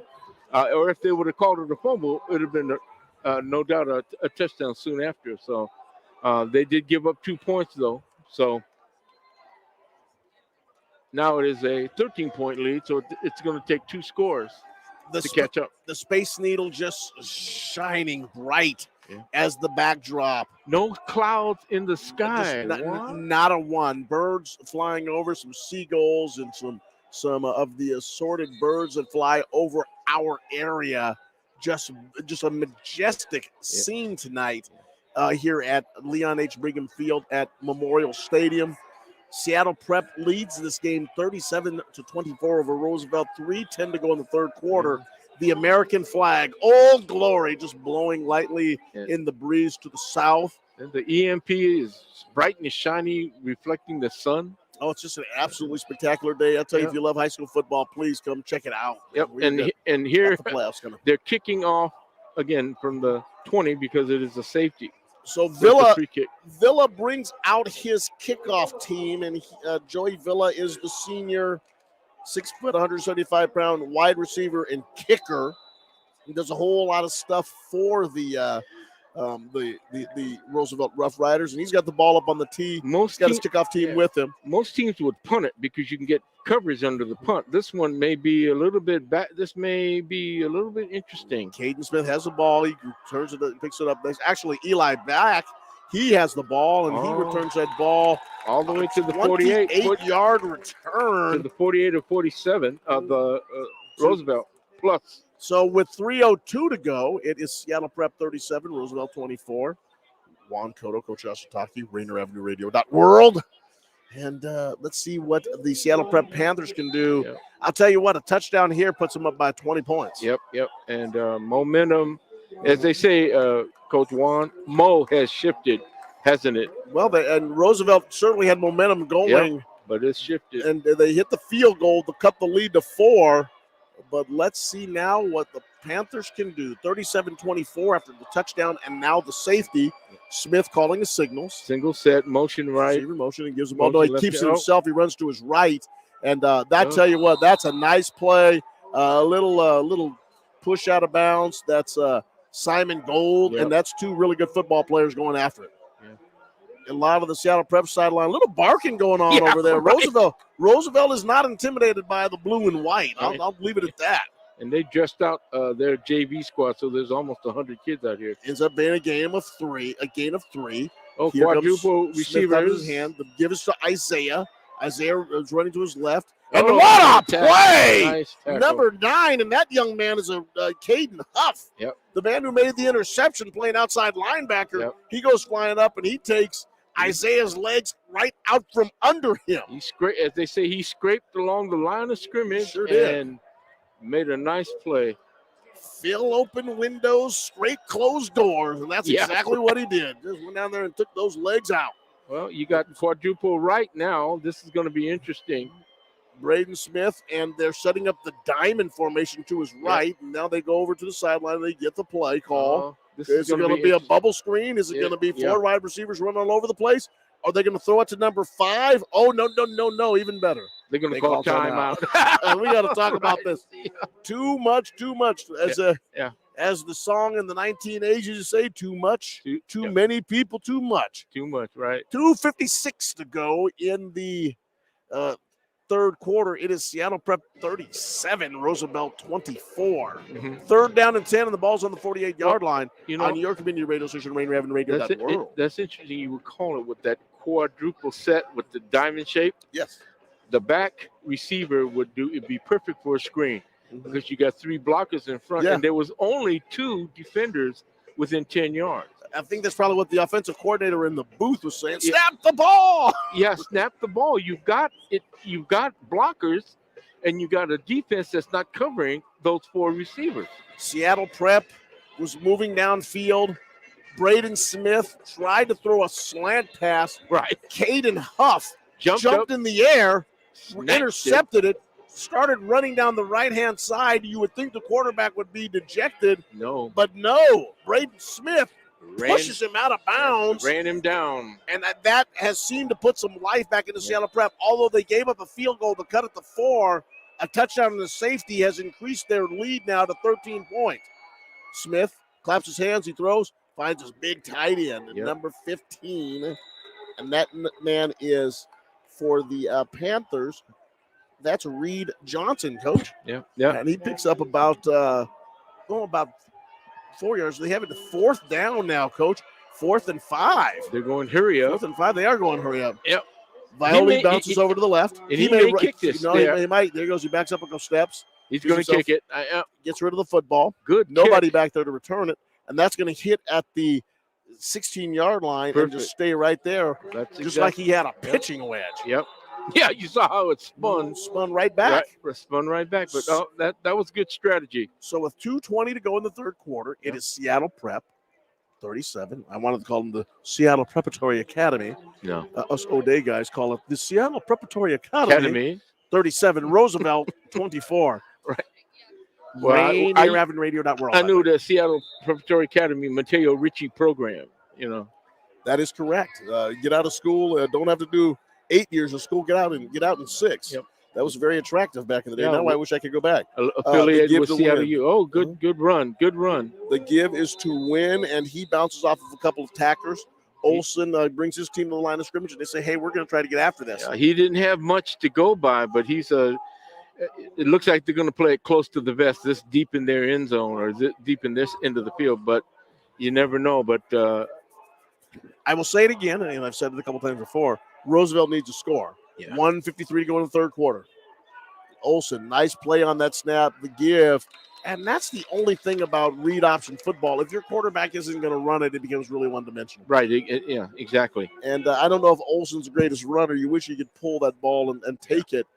Obviously, you get that type of action from Braden Smith. Yeah, he's able to make those pulls and those runs and pick up yards. Yep. Here we go. It is now 3rd down and 5. The snap goes over his head. It bounces around, and he does a smart thing. Olsen just falls on the doggone football. Yeah. And I know that the coaching staff is pulling their head out, and we've talked about it. Like you said, for most of the winter, most of the fall, the snap is the issue. And at Rainier Beach, we had problems with snaps, and you're constantly working on it. Yeah. But there's nothing like snapping in a game. You got all your friends and your family out there watching the snap, watching you do it, and it's hard. You got a man lined up in front of you. You got to move quick, and sometimes you just snap it a little at the wrong angle, and it goes over the head of the player. But you, as a coach, say the one thing you do as the center, you snap the ball first. Don't worry about blocking. That's the number one responsibility. That was a good snap. Villa got that ball out of there, kicked it straight up. Ball's going to bounce at about the 35-yard line. He didn't get the bounce that he wanted. Bounces back towards the 30, bounces out of bounds at the 32. And that's where Seattle Prep will start this drive with 20 seconds to go in the third quarter. He got a good high kick on that one, but it bounced backwards. Seattle Prep 37, Roosevelt, the Roughriders 24 on your community radio station, Rainier Avenue Radio.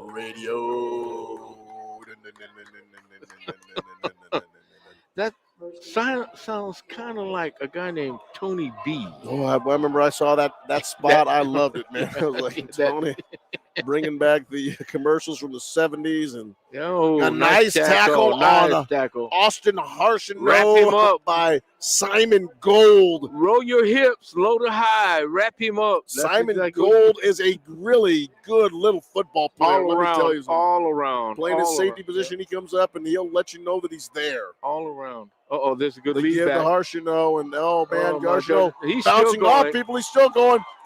Harshino still going, and now gets knocked down by a variety of attackers who took that little bullet. Yeah. Simon Gold to knock him down. They didn't cut off that lead blocker, and that lead blocker led him through, and look where he is. He almost, he got a first down. Looks like it. And that will be the quarter. So what started as a very, very, very optimistic quarter for the Rough Riders, they end up getting a touchdown and a field goal to close the game, a touchdown and a safety. Seattle Prep pushes himself back out. So Seattle Prep 37, Roosevelt 24, and here is Daniel.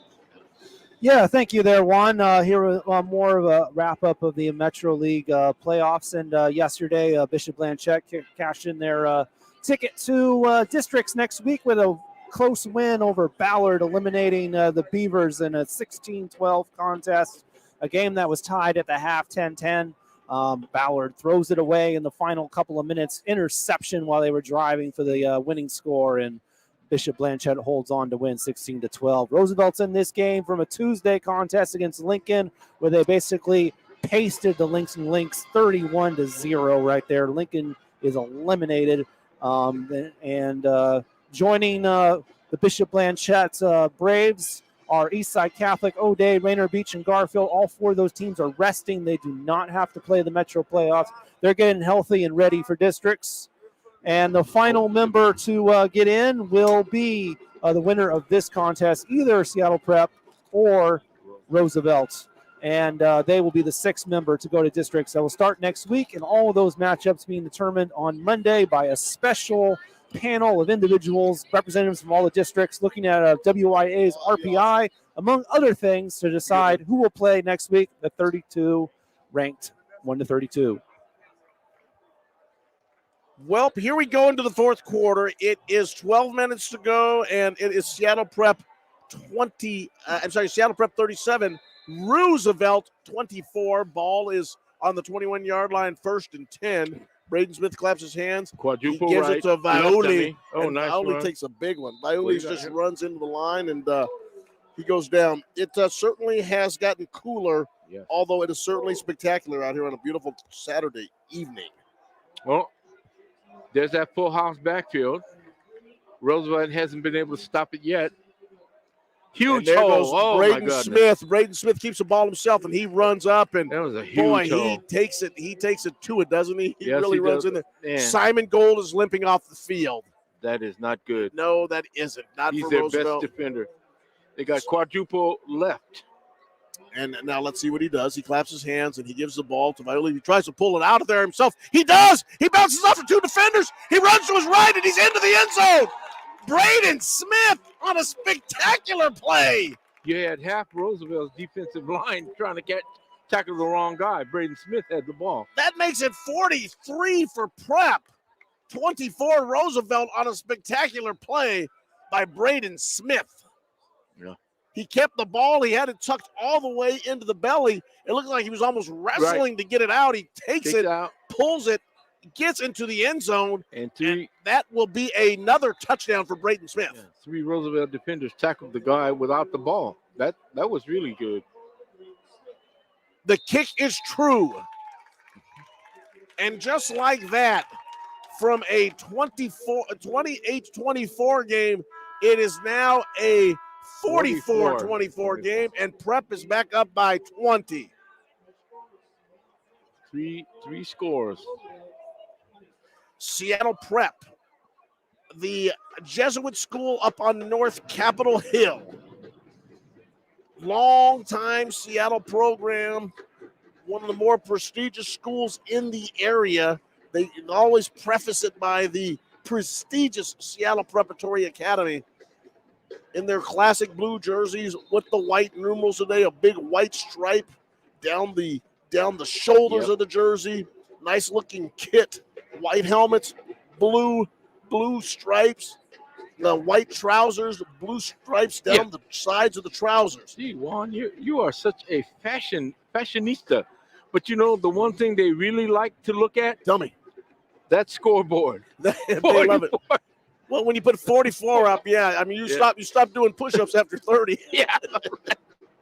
Hey, it's cooling down, folks, but not Seattle Prep. The Seattle Prep sideline is not cooling down. They are hot. They are red hot right now, although they're in ice blue. Yeah. Roosevelt, though, I think they have something to say about that. It's too bad that they're everything safety, wide receiver. He limped all around player. He is over on the sideline nursing what looked like it was an ankle injury, and we hope that Simon Gold can return, and hopefully he can return to full strength. Yeah. Hate to see his career end like this. What a great player. Yeah. 5'8", 150-pound free safety and wide receiver as the kick is fielded by number 6, and that is Crowther, and he's blasted. That didn't happen, did it? No, that's number 6. Number 6 meet number 6. Yes. That's Ismael Pressner. Yeah, as they say, when a immovable object hits a movable object, something has to give. Well, his name's Isaiah Pressner, and looks like he pressed on it. Yes, he did. And stayed in his lane, too. He stayed in his lane on that kickoff. The Seattle Prep coaching staff sitting just to our right, they're smiling on that play. 11:06 to go in the fourth quarter. Let's see what we have here. Olsen barking out the signals now.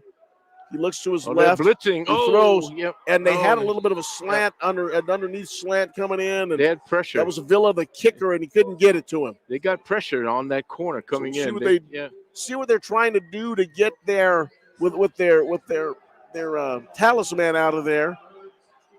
Gold. We'll see what they can do. 11:01 to go in the quarter. The clock is stopped. Here comes the snap. Look to the left, roll to the left, throw to the left, and he throws it out of bounds. Yeah. He was covered. There was nobody open. No, 10:56 to go. And he just launched it. Yeah. What Prep is doing is they're showing them a different formation, and before the snap or just before the snap, they're backing out. They'll do a cover 2 look or a cover 1 look, and it would have to throw the quarterback off because you're trying to read D and they're dropping off, and you don't know exactly. See what I'm saying? And it gets a little bit more difficult. Now they're even going to blitz on this one. And there's a slip screen. Yep. And that was Ingman, and he gets rattled. He got rattled by number 38 from Seattle Prep. Yep. That is Adrian Sheets. Is that Sheets? I think you got a hold, too. I think a hold. Adrian Shields just wrapped him up. Yep. Aggressively wrapped him up. But let me see what this ends up being. I think it's a hold. It may be a hold. They're pointing at maybe, I don't know. It looked like they were pointing at Roosevelt, but we'll see.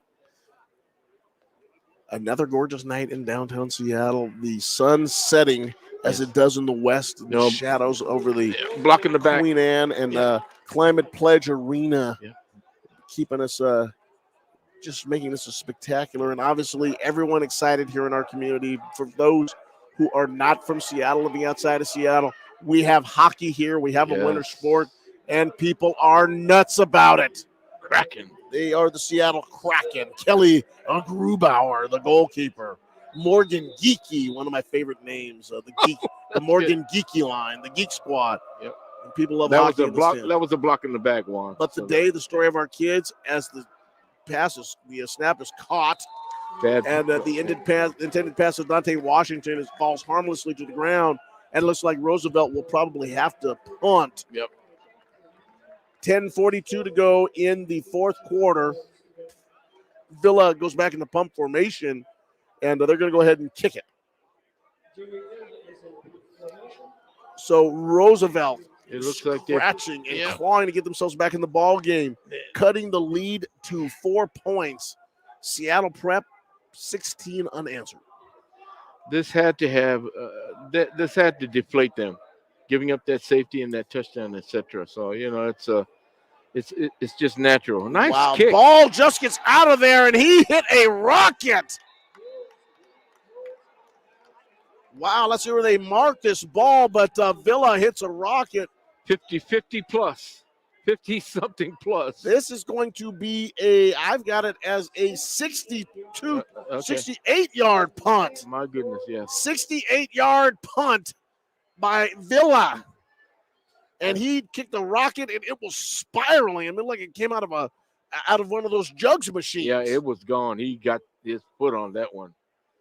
10:31 to go here in the fourth quarter. He more than flipped the field. He was kicking from his own end zone, by golly. Exactly, and that hopefully that'll lift their spirits because they look a little bit disjointed. Roosevelt. They've had a heck of a year. I mean, their big game over Lincoln was obviously the high water mark of their season. They had several big games getting the playoffs, but nevertheless, they are there. And here goes the give. Braden Smith makes a nice little jump cut, nice little stutter move. And he takes the ball up to the 30-yard line, so about a gain of 5, and he's staying in bounds. They're going to try to keep this thing running. They're going to keep it running. I think I'd be surprised if they throw a pass. If it's a vertical pass, it'll be a short one. They're going to go underneath, and I don't see them throwing the ball deep at all. 10 minutes to go in the game. 10:04, 10:03, 10:02. Man in motion. The give is to Violi. Violi cuts it up. Ooh. He gains about 4 yards. Close to first down. Yep. 9:52 to go in the fourth. I think you can repeat that again, all the way down the field, Juan. Juan and John, I just want to remind everyone of the opportunity to donate to Rainier Avenue Radio at Rainier Avenue Radio at Venmo.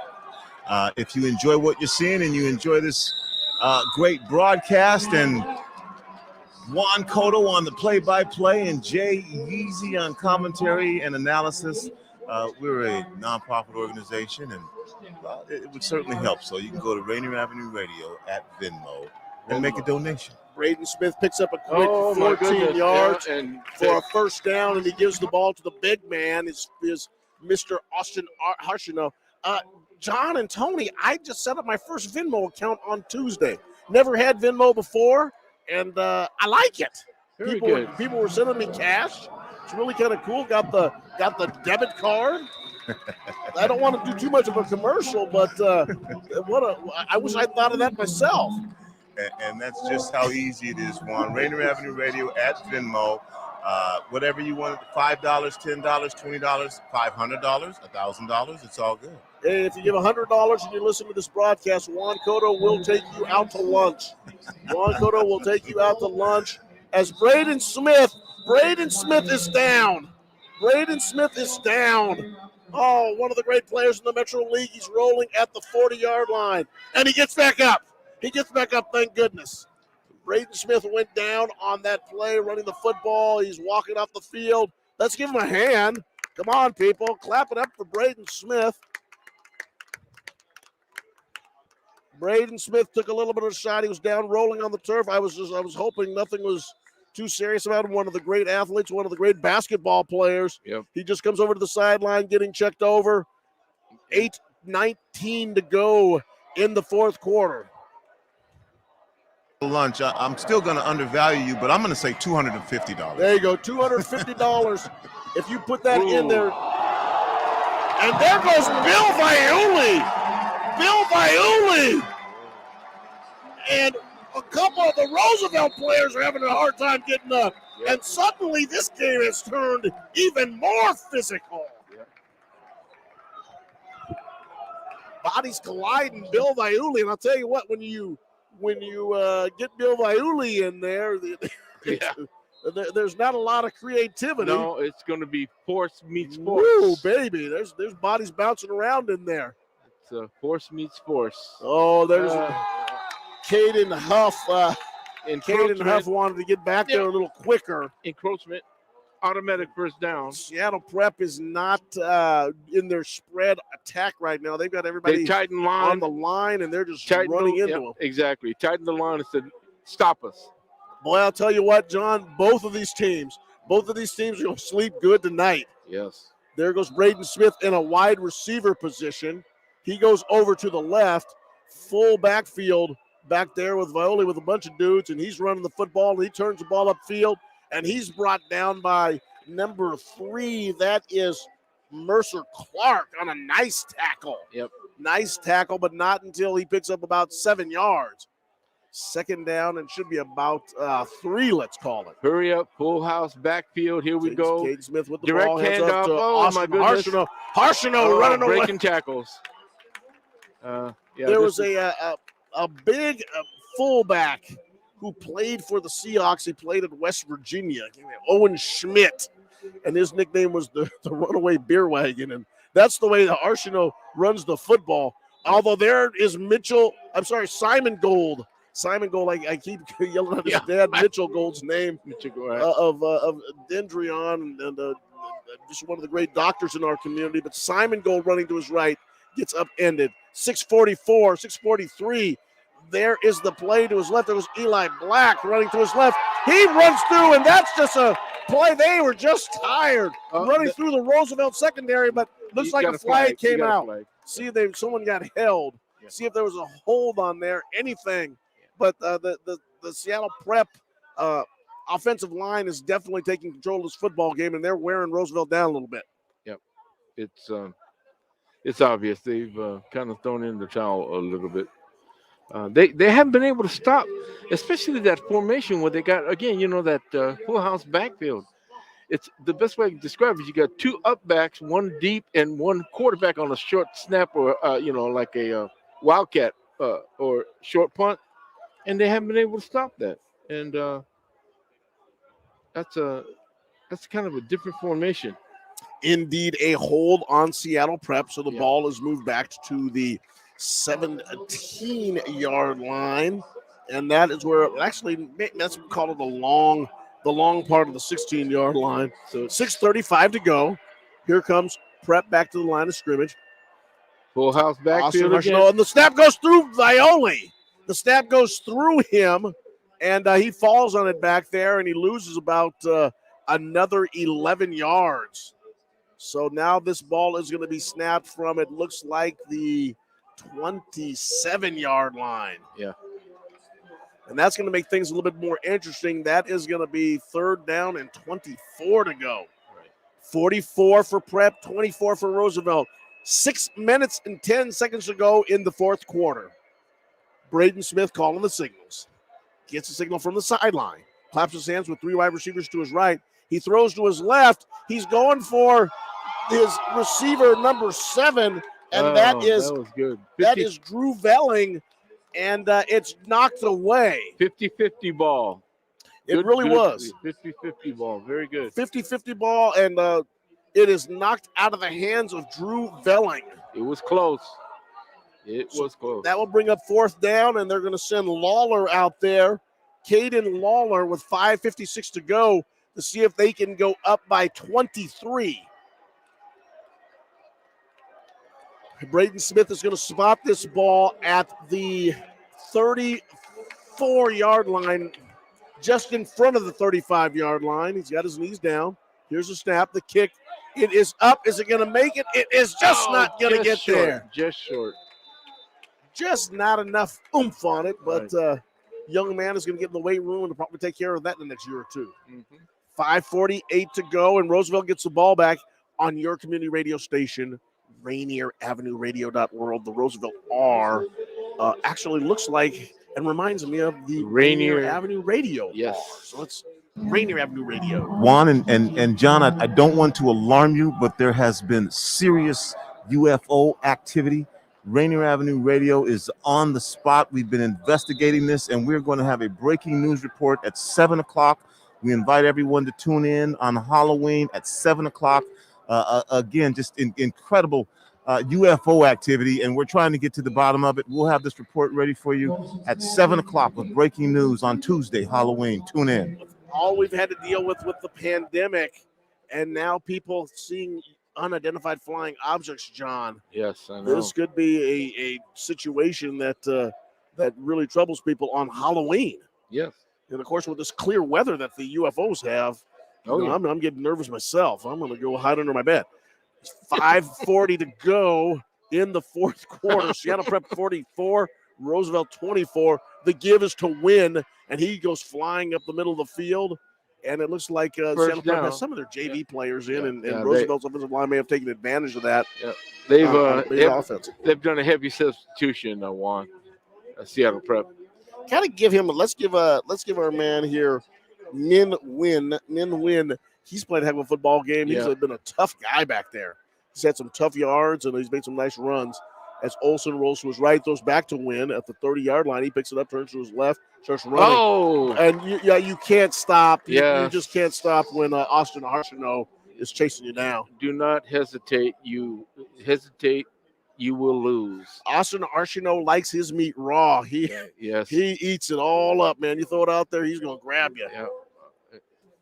No, Great to see Simon Gold back in the ball game. He was back out there at safety, made a couple tackles on that prep drive. He's now back in his slot position as a wide receiver. Lined up against, is he lined up against Braden Smith? No, he's not. That was Braden. Braden's only playing quarterback today. What a throw and what a catch! What a catch by number 16, the kicker, Joey Villa, down the left sideline, and that's going to be good for 44 yards and a first down. Yep. He got behind the defender. Make it 37 on the long throw from Olsen to Villa. And now that's inside the 25-yard line. Ball is on the 23. Olsen looking for a man to throw. He's got pressure coming from behind. And he finds a receiver over there. That's Ingman again. Ingman, he found him about at the 8-yard line, turned it up and gets knocked out of bounds at the 2. And Roosevelt is flying back up the field. And there's a Seattle Prep player down. Looks like Jaden Archer may have had the wind knocked out of him, and he's getting some of the training staff from prep to come check him out. Yeah, it looked like he rolled over on his side or something. That's what it looked like. He's back up on his feet. Yeah. The training staff's Very like, good. not so fast, kid. Let me Check look you at out. you. Let me check you out. Check your inventory. Yep.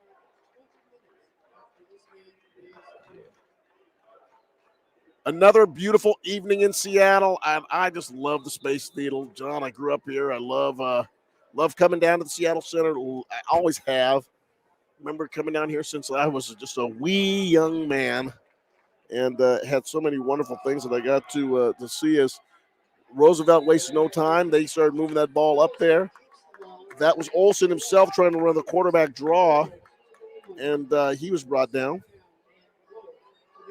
And he gained maybe about a yard, so we'll call that 2nd down and 1 from the 1. Snap, the give to Win kind of pushes in there, and boy, the Seattle Prep defenders were like, "Hey man, we want to show that our coaches didn't make a mistake putting us in there," and they got after it. Yeah. Remember, a lot of times they want to try to get in there, and man, actually, he lost almost a half. He really a yard. did. Yeah.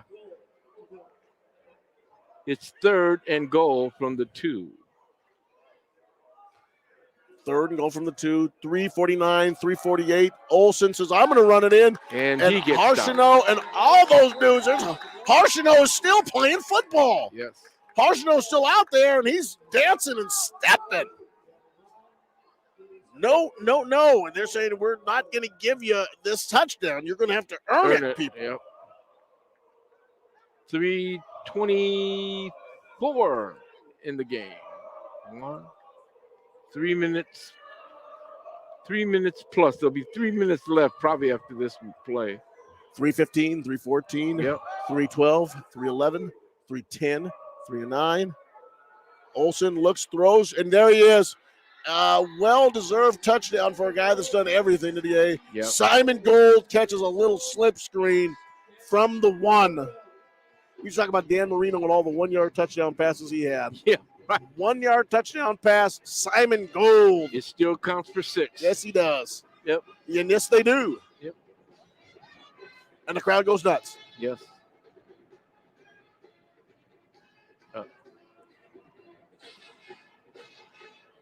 So Roosevelt's band strikes it up one more time with 3:08 to go in the 4th quarter. It is Seattle Prep 44, Roosevelt 30. And here comes Villa, who made the big play, the 38-yard reception. He comes in, the kick is up, and it is true. Yeah, he got the snap down, and I tell you, he and Lawler are 2 outstanding kickers. Yep. But, as football coaches will tell you, the punters and the kickers in the Pac-12 were outstanding athletes. You see a lot of these guys who were punters and kickers. Oh, yeah. And they were wide receivers and quarterbacks. Yeah, exactly. And now they punt and kick. And Yeah. I tell you, Villa at maybe the Division I or possibly the Division II level, I could see him doing that. Yep, for sure. Outstanding athlete. You can see him being a punter or a kicker. They call the utility guy, somebody that just like a baseball player is a utility player. He can do a bunch of things. So, that was interesting there that 3:08 to go in the 4th quarter. Our community radio station, your community radio station, Rainier Avenue Radio.world. John Yoshitaki, Daniel Bellis, Tony B, our interns, the Space Needle, Climate Pledge Arena, Leon H. Brigham Field, Memorial Stadium, EMP. We're all here today. Seattle Prep and Roosevelt, they're here too, and they put on an exciting contest. And if you like offensive football, 75 points, is that bad? That's not bad at all. 75 points today. The over and under was nowhere near that, but 75 is on the board, and we still have 3 minutes left. Villa. And he does a left-footed squib kick, which is picked up by Seattle Prep. Which nice-looking job that he did. It just went right to the hands of number 82. And we've called that man's name a lot today on the hands team and in other places, Nick Matthews. he went ahead and just picked that ball up very, very easily. Well, the only problem with that is if you don't get the onside kick, they have great field position. They're at the plus 49, which means they're on the other side of the 50. 3:06 to go in the game. Here comes Braden Smith. Boy, we got a little bit of a scare last drive. He was rolling on the ground in the middle of the field, but he's come back. Eli Black in motion to give. Nope, the keep. And he runs up aggressively, stops. And as he was trying to stop, is that his counterpart? Yeah, Olsen. Yeah, right. Grant Olsen says, I'm going to hit you. I'm not, we're quarterback brethren, but I'm going to go ahead and pop you one. So Roosevelt calls timeout. Stop the clock there with 2:54 to go in the fourth quarter. And Seattle Prep, they should get a really good look at the preliminary round. I assume they'll be in there somewhere towards the lower end, but they'll be a tough out. Yep. Tony B looks like he wants something to say something. I am looking at the odd-shaped venue here on the southeast side of Memorial Stadium, and one I'm not quite sure, but this could have something to do with the recent activity of UFOs, or it might be the former EMP. I've been getting feed from Pueblo, Colorado, where the Air Force has one of their stations set up, and sometimes they do get a lot of UFO activity, especially around the Halloween season. So it seems to be that the UFO activity started to pick up a little bit. Roosevelt wishes they had some of that on their scoreboard right now, but indeed, if we are seeing these different flying objects from other planets around Halloween, that could be a very interesting situation. Tune in. We'll be providing a special report at 7 o'clock tomorrow on Rainier Avenue Radio. Rainier Avenue Radio talks about everything. They talk about they had a debate between Joe Wynn, who's running for the King County Executive Seat, against longtime incumbent Dow Constantine. One of the more spirited debates, Nikita Oliver, and they had a debate with her opponent, Sarah Nelson. Or was that Mosqueda? No, Sarah Nelson. It was Sarah Nelson. Yep. And obviously lots of local interest politics going on. The mayor's race, city council races, and these races, the national ones get so much publicity and so much emotion, but these local races, let me tell you, they impact everything, including UFOs. Exactly. So, but you know something, if you're interested in it, we have it here at Rainier Avenue Radio.world. The Cleveland High School students will be presenting a special election. I guess it boils down to they've been debating, and they're going to share some information about what they think about the upcoming election and the candidates. That's going to be on Monday. Braden Smith throws a ball, a nice fake. Then he steps up and just throws a rocket out to the number 5 wide receiver. That's Will Floyd, and the ball was just a little bit behind him. Yep. So it harmlessly falls to the turf. And with 2:44 to go in the fourth quarter, and really in the ball game, Braden Smith's going to go back there, and he's going to line up to punt. That's what it looks like. So they've got 3 wide receivers to his right, 2 to his left. They've been doing a lot of stuff. He calls a little bit of a fake cadence, gets the Roosevelt people come up. He takes 2 steps back, and he punts it, and there's nobody back there to return this. Oh, so the ball hits at about the 17-yard line and rolls inside the 10. That ball's rolling inside the 5. It's rolling towards the 4. Right. I think it's going to be down at the 4-yard line. That's where Roosevelt's got to go. They've got to go 94 yards to see if they can cut this lead again. Yeah. They're only down by 13. A real quick strike right here. I mean, I don't want to say it's not out of the equation because you can score 2 touchdowns in 2 minutes and 32 you're giving seconds. them more credit on their placement, but they're actually going to have to go 96 yards, Juan. 96 yards on the 4, their own 4. Here goes the throw, and he throws it for Simon Gold, threw it behind him. Simon just wasn't. He was actually falling down trying to catch that ball. Didn't have enough talent to pull that one in. Yep. 2:24 to go. Seattle Prep 44, Roosevelt 31. 2nd and 10. Ball is on the 4-yard line, and as John told me 96. 96 yards, Noonan, right. to go for a touchdown. A helicopter slowly flying around Leon H. Brigham Field. Yeah, it's taking its time. Or is it a helicopter? Is that a helicopter? It looks.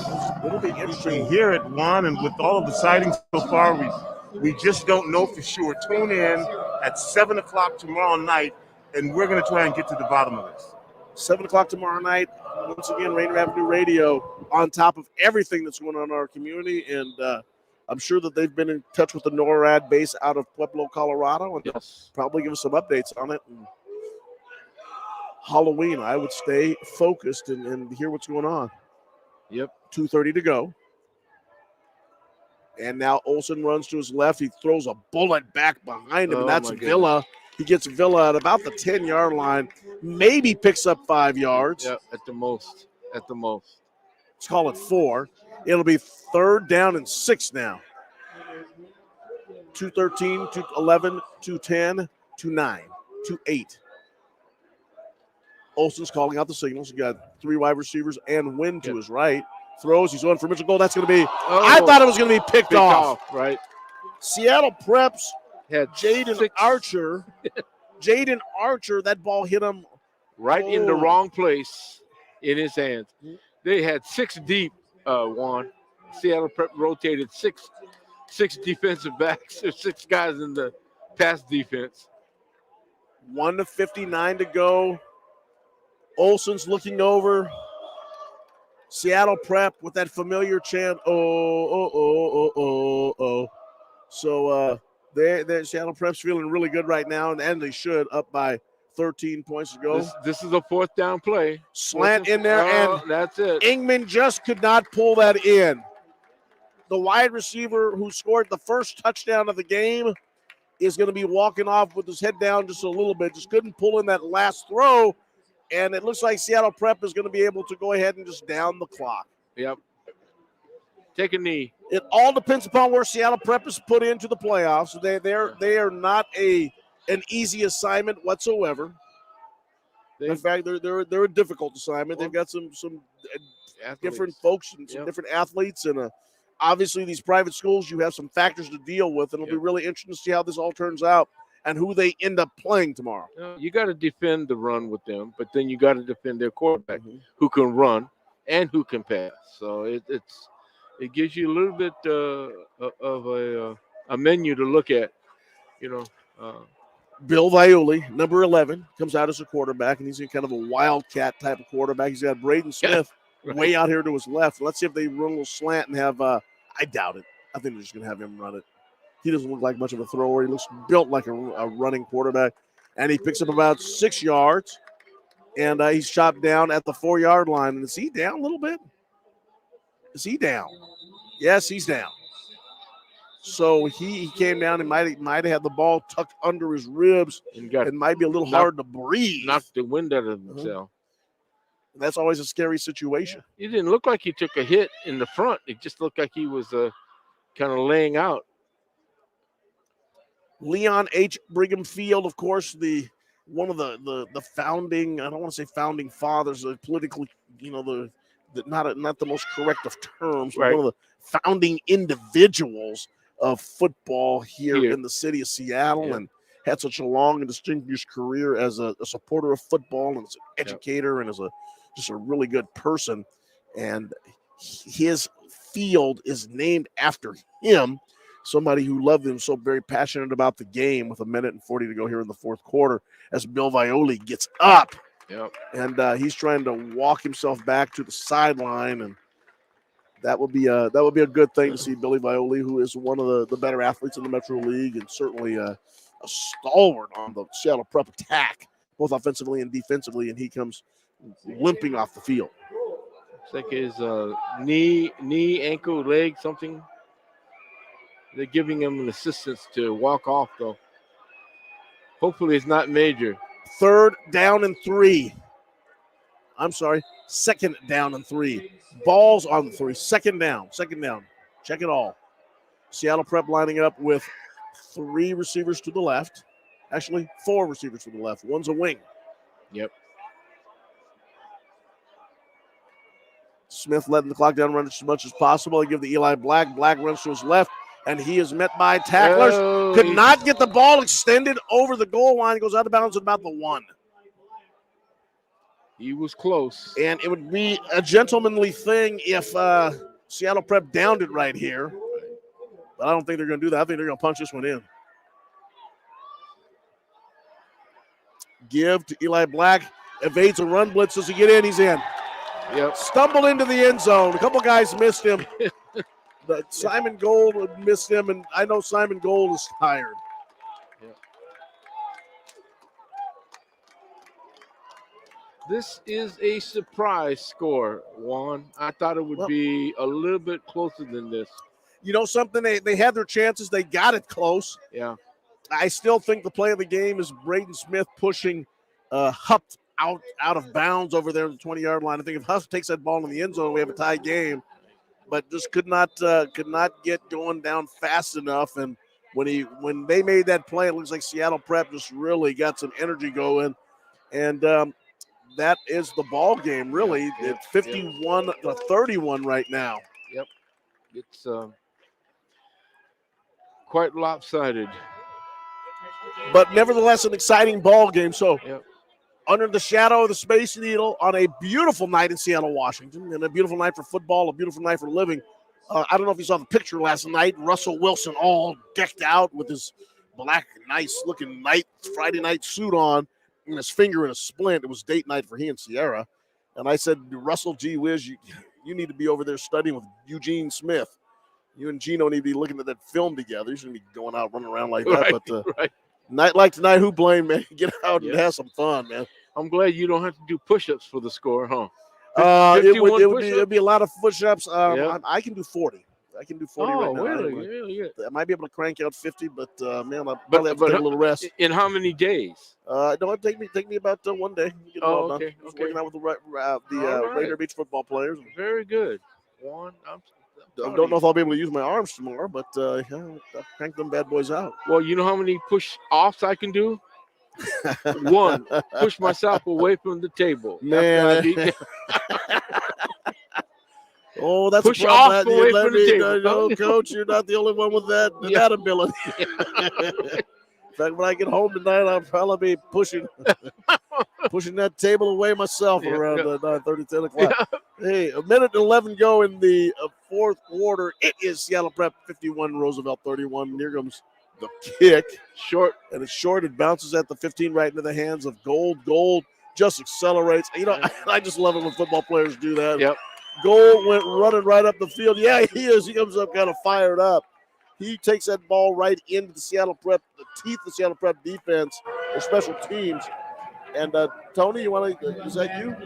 That is Juan. I just want to remind everyone once again, we'll be bringing you 3A football all the way through the state championships. And if you'd like to donate, we could really use it. That's how we survive. Rainier Avenue Radio at Venmo. And if you've enjoyed the broadcast, which I known you have, go ahead and give us a donation at Rainier Avenue Radio at Venmo. And we're going to bring you these. Oh, my goodness. Olsen rolls to his left, and he's just mercilessly thrown down by the Seattle Prep Panthers, number 73. That is Finn Minor. And like I said, Finn Minor plays in a major key. That was a big-time hit, and I'm just glad Olsen was up to walk. 35 seconds to go on the clock. 51 Seattle Prep, Roosevelt 31. Donate $250. I'm going to take you to lunch, and it won't be McDonald's. The throw goes over to Villa. Villa makes a nice little play, scooping that ball up off the ground.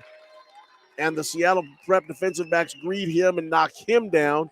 So another catch for Joey Villa today, who's also played a the football game. That's it.